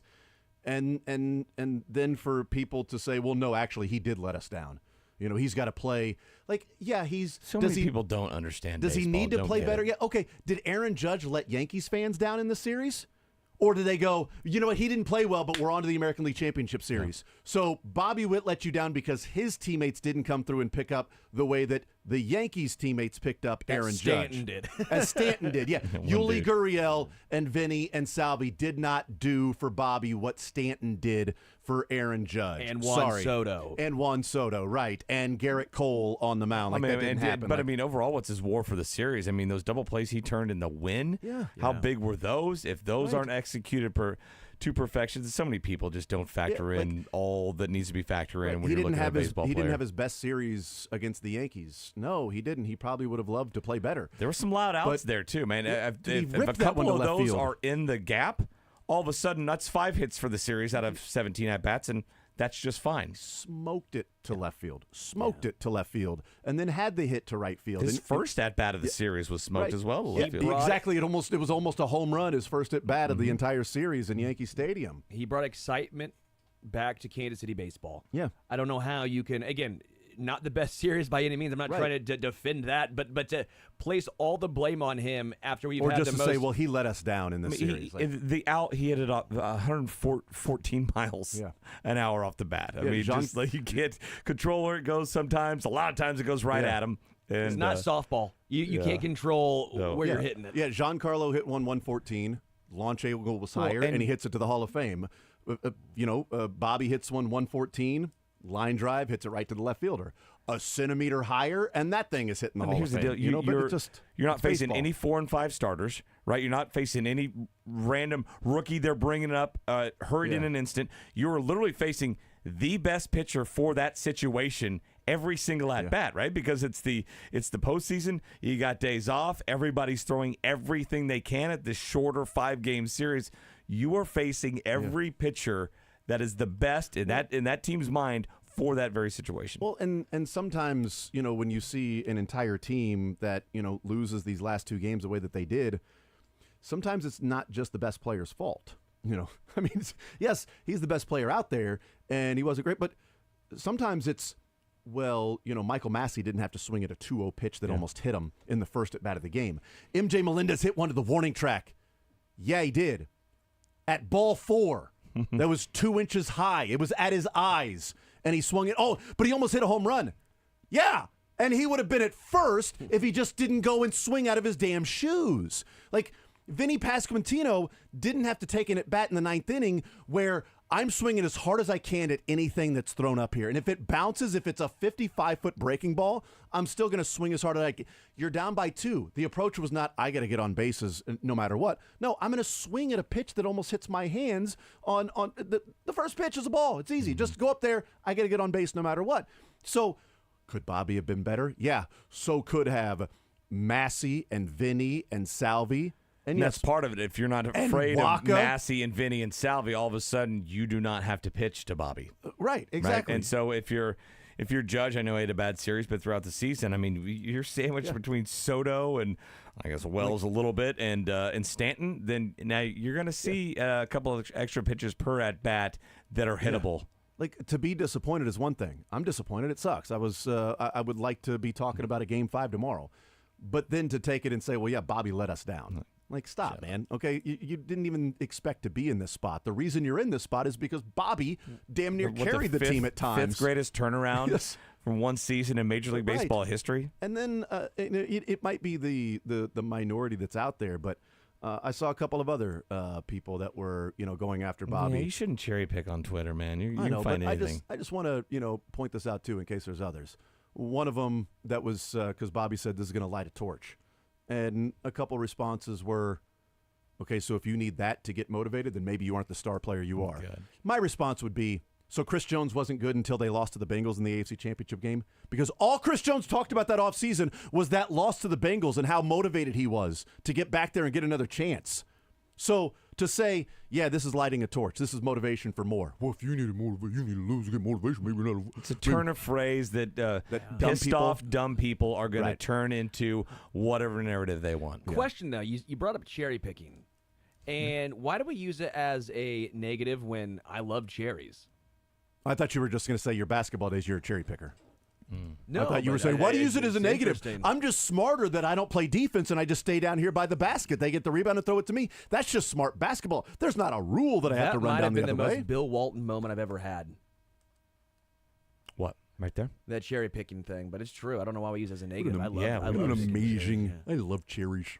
He loves cherries. Yeah, I don't know why it's called cherry picking. Yeah, I just wondered that, yeah. Picking one cherry out of a lot of... It's a great question. Cherries are great, though. I don't know, yeah. It's a great question. We should try to figure out what the... and then other people complaining that, oh, yeah, you look like Stephon Diggs out there. Like, just leave the dugout. We got our damn Stephon Diggs. We're going to take Seriously? pictures of oh, yeah, I saw that. Like, no. Okay, those are dumb people. Yeah, I know. I'm just saying there's a lot of dumb people. That was the Jeter move. That's what Jeter used to do after losing a series. It was iconic. Like, and that was his hero growing up. I didn't know the story. He talked about in New York about, like, in high school he wore number 17 because of Pedroia and Jeter were his two favorite players. Because he said Jeter first, and the New York media loved that. He's like, well, I also love Dustin Pedroia. And they're like, oh, really? You son Red of a Sox? The Lasers show? The Laser. I like this guy. You suck. Yes. I hate this guy. Yeah, Pedroia. What are you, Big your no more problem? guy. Yeah. And that's him growing up in Texas, too, and his dad played for the Rangers. Yeah, But not Michael Young. Shocking. But it just it depends on your perspective. Jeter watching it going, yeah, this guy's taking it all in, knowing what it's going to take to get there next year, that he's going to be the one celebrating. Bobby, it's... Wait, I know we hate on Stephon Diggs for a lot of things. I didn't know that was one of the things. I sitting always out was there kind and of watching. lame to hate on. I never wants it. Like, he's a competitive guy. I never understood the hating on Stephon Diggs. It's kind of a Chiefs joke. It was a funny meme. It's more to Bills fans Yeah. because they'll every time we've beaten them, they just copy him and put him next to himself every single year. So there's now like three Stephon Diggs looking at the Chiefs podium. Right. Yeah. So it's become sort of That a is running pretty theme. This season has been the season for Bobby Witt was one of the greatest seasons that we've ever watched as a Royal, and he's going to be one of 3 or 4. I don't know that he's going to win a Silver Slugger, so I shouldn't say he's going to be. Maybe they give it to Gunnar Henderson. But the guy won a batting title, so if you win a batting title, I kind of feel like you're a Silver Slugger. Yeah. But winning a Gold Glove and a Silver Slugger, like shortstops. Costa said he already won one, by the way. He said he's got Gold Glove a And Gold Glove Massey. winner. He said I Gold Glover. I don't think they have, right? I think he said Gold Glover to Gold Glover on the backhand. the thing is, I mean, if you could say Gold Glove quality type player, I get that. But he basically said Gold Glove winner, which hadn't happened yet. And when it's Casas, he's getting it right, so you do take him at his word. But if he, I think it's Brandon Crawford, Jeter, Troy Tulowitzki in Colorado, A-Rod, are the players that have won a Silver Slugger and a Gold Glove in the same year. At shortstop. Yeah. At shortstop. There's other positions. How many of them? Mookie Betts has won an MVP, a Silver Slugger. How many of them won a Gold Glove while leading the baseball and hitting? Right, winning a batting title, a Silver Slugger, and a Gold Glove. I can't imagine too many. A little bit different. But like Mookie won an MVP, a Gold Glove, a Silver Slugger. Like those are a little bit different. But as like specifically a shortstop, you're talking about a guy who played in Colorado, A-Rod, Jeter, Brandon Crawford randomly. A Silver Slugger. They love him in San Fran. Right, As they should. Great hair, too. Yeah. Gold Glove winner. But, he's like a WWE wrestler. But that's what Bobby's like bringing to the table this year. Like, I don't know.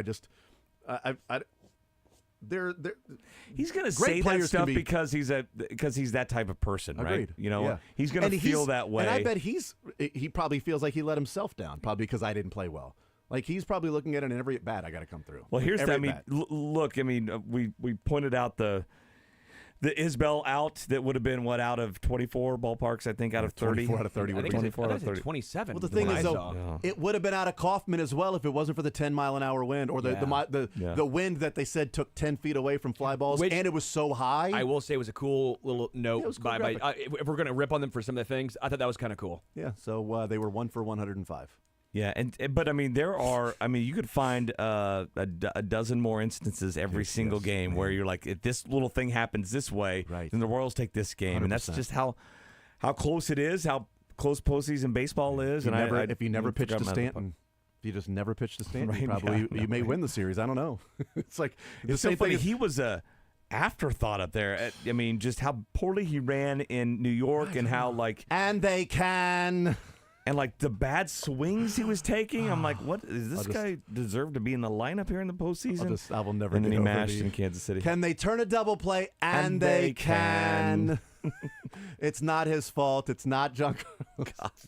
Whose fault is it? You know, we'll always have that. We'll always have that. No matter what happened in this series, Bobby Witt turning that double play, we will always have that. And they can. All right, let's see who's lighting it up. Sterling, who's lighting it up for you? J.J. Piccolo. I think we have our answer of, is he going to be different than Dayton Moore? Again, I respect Dayton Moore for what he did, bringing the pennants to Kansas City, the World Series. That flies forever. But towards the end, we wanted something different. We wanted something more transactional, and we got that. So J.J. Piccolo for me, I think even some of the guys he brought in, the Hunter Renfroes, the Adam Fraziers, the Garrett Hampsons, it wasn't a case of, okay, we brought them in, so now we have to play these guys every single day. It's no, we're gonna make sure we have a complete lineup, our best guys out there. I guess that's also part of Q, obviously, into that regard too. But J.J. Piccolo, and not just staying pat at the trade deadline, going out and bringing in Lucas Erceg. I was very impressed. We found in my mind why he's different than Dayton. I'm impressed. Yeah, it's funny. We were talking last night about how after last season, you didn't expect to make the postseason last year, but you didn't expect 56 and 106. And we were joking around like, after 1 year, you're like, oh, okay, Mr. Transactional, Mr. Analytics coming in, and Dayton's over there with the Rangers winning the World Series, and how quickly they flipped the script. And so they're 56 and 106, then 86 and 76. Should they go 96 and 66 then next year? 116. They're going to go by 30 wins, so that's 116. Oh, they're going to make another 30 win. Oh, man. Impressive. I would take 96 and 66 right now. I would settle out of court for it. When they win 146 in 2026, that's going to be amazing. 146 and 16. 156 and 6. 166 and they would have to -4. win 176 then. Yeah, that's bad math, Mick. It's a huge record. Mick, who's lighting it up for you? Garrett Hampson finishes the series perfect, batting 1,000, 3 for 3 with a walk, got on base all 4 times. I feel like Garrett there's Hampson a lot of should be zeros thrown up in a lot of those innings here in Kansas City. I might have maybe brought him in. I don't care if it's a righty or whatever. Should he be the maybe he's the hot shot. Maybe he's the hot bat you needed there. Should he be the starting shortstop next year since Bobby let everybody down? And he was Garrett so Hampson much better than Bobby. Dylan, lighting it up for you? Bob Costas, obvious reasons. I mean, it's just it's teed up right there for us all. I probably stole it from someone, but, I mean, whenever you can call a base hit that was clearly not even going to make it to the outfield, you can cheer for one team over the other and actually piss off both fan bases somehow. You're lighting it up. I saw a tweet that said, how obvious is it to everybody else how much Costas hates the Yankees? And it was a Yankees fan. I'm like, the hell are you talking about? I just think he hated both teams. I didn't think he hated being there. He just hated a good broadcast is what he hated. My lighting it up was the same as Sterling. I was going to go with Piccolo and Sherman.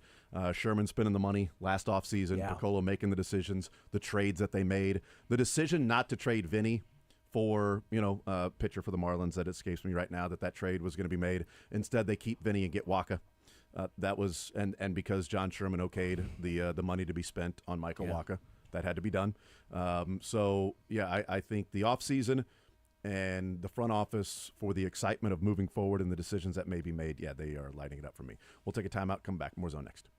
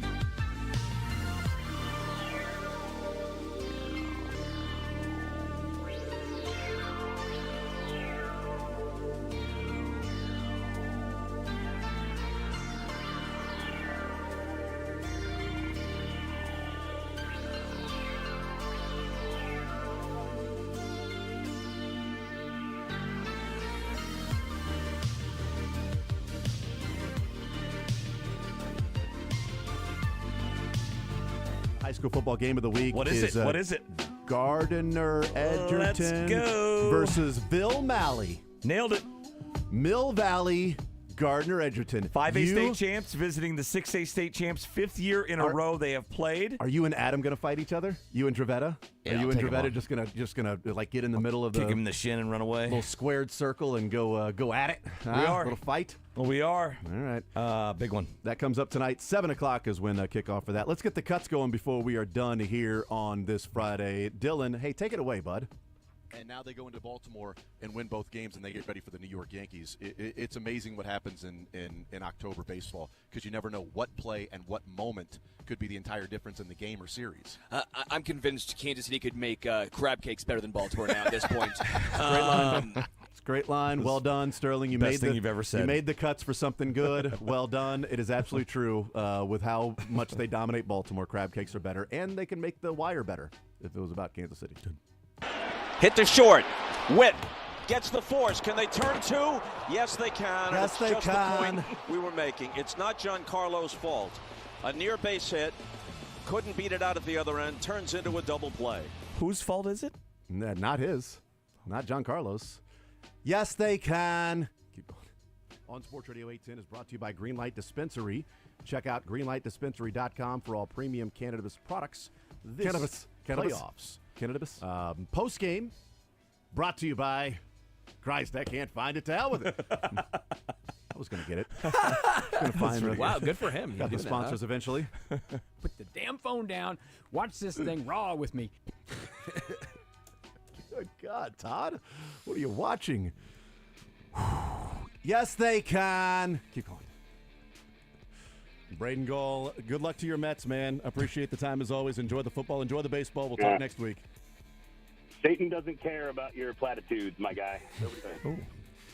Is he not a Mets fan? He's not a Royals fan. Okay, gotcha. He's a Mets fan, so I was saying, hey, good luck to your Mets. He goes, yeah, whatever, Royals guy. Okay. They don't like that? Well, okay. Yes. 2015. Yeah, that's not a fan of the Royals. Keep going. On sport.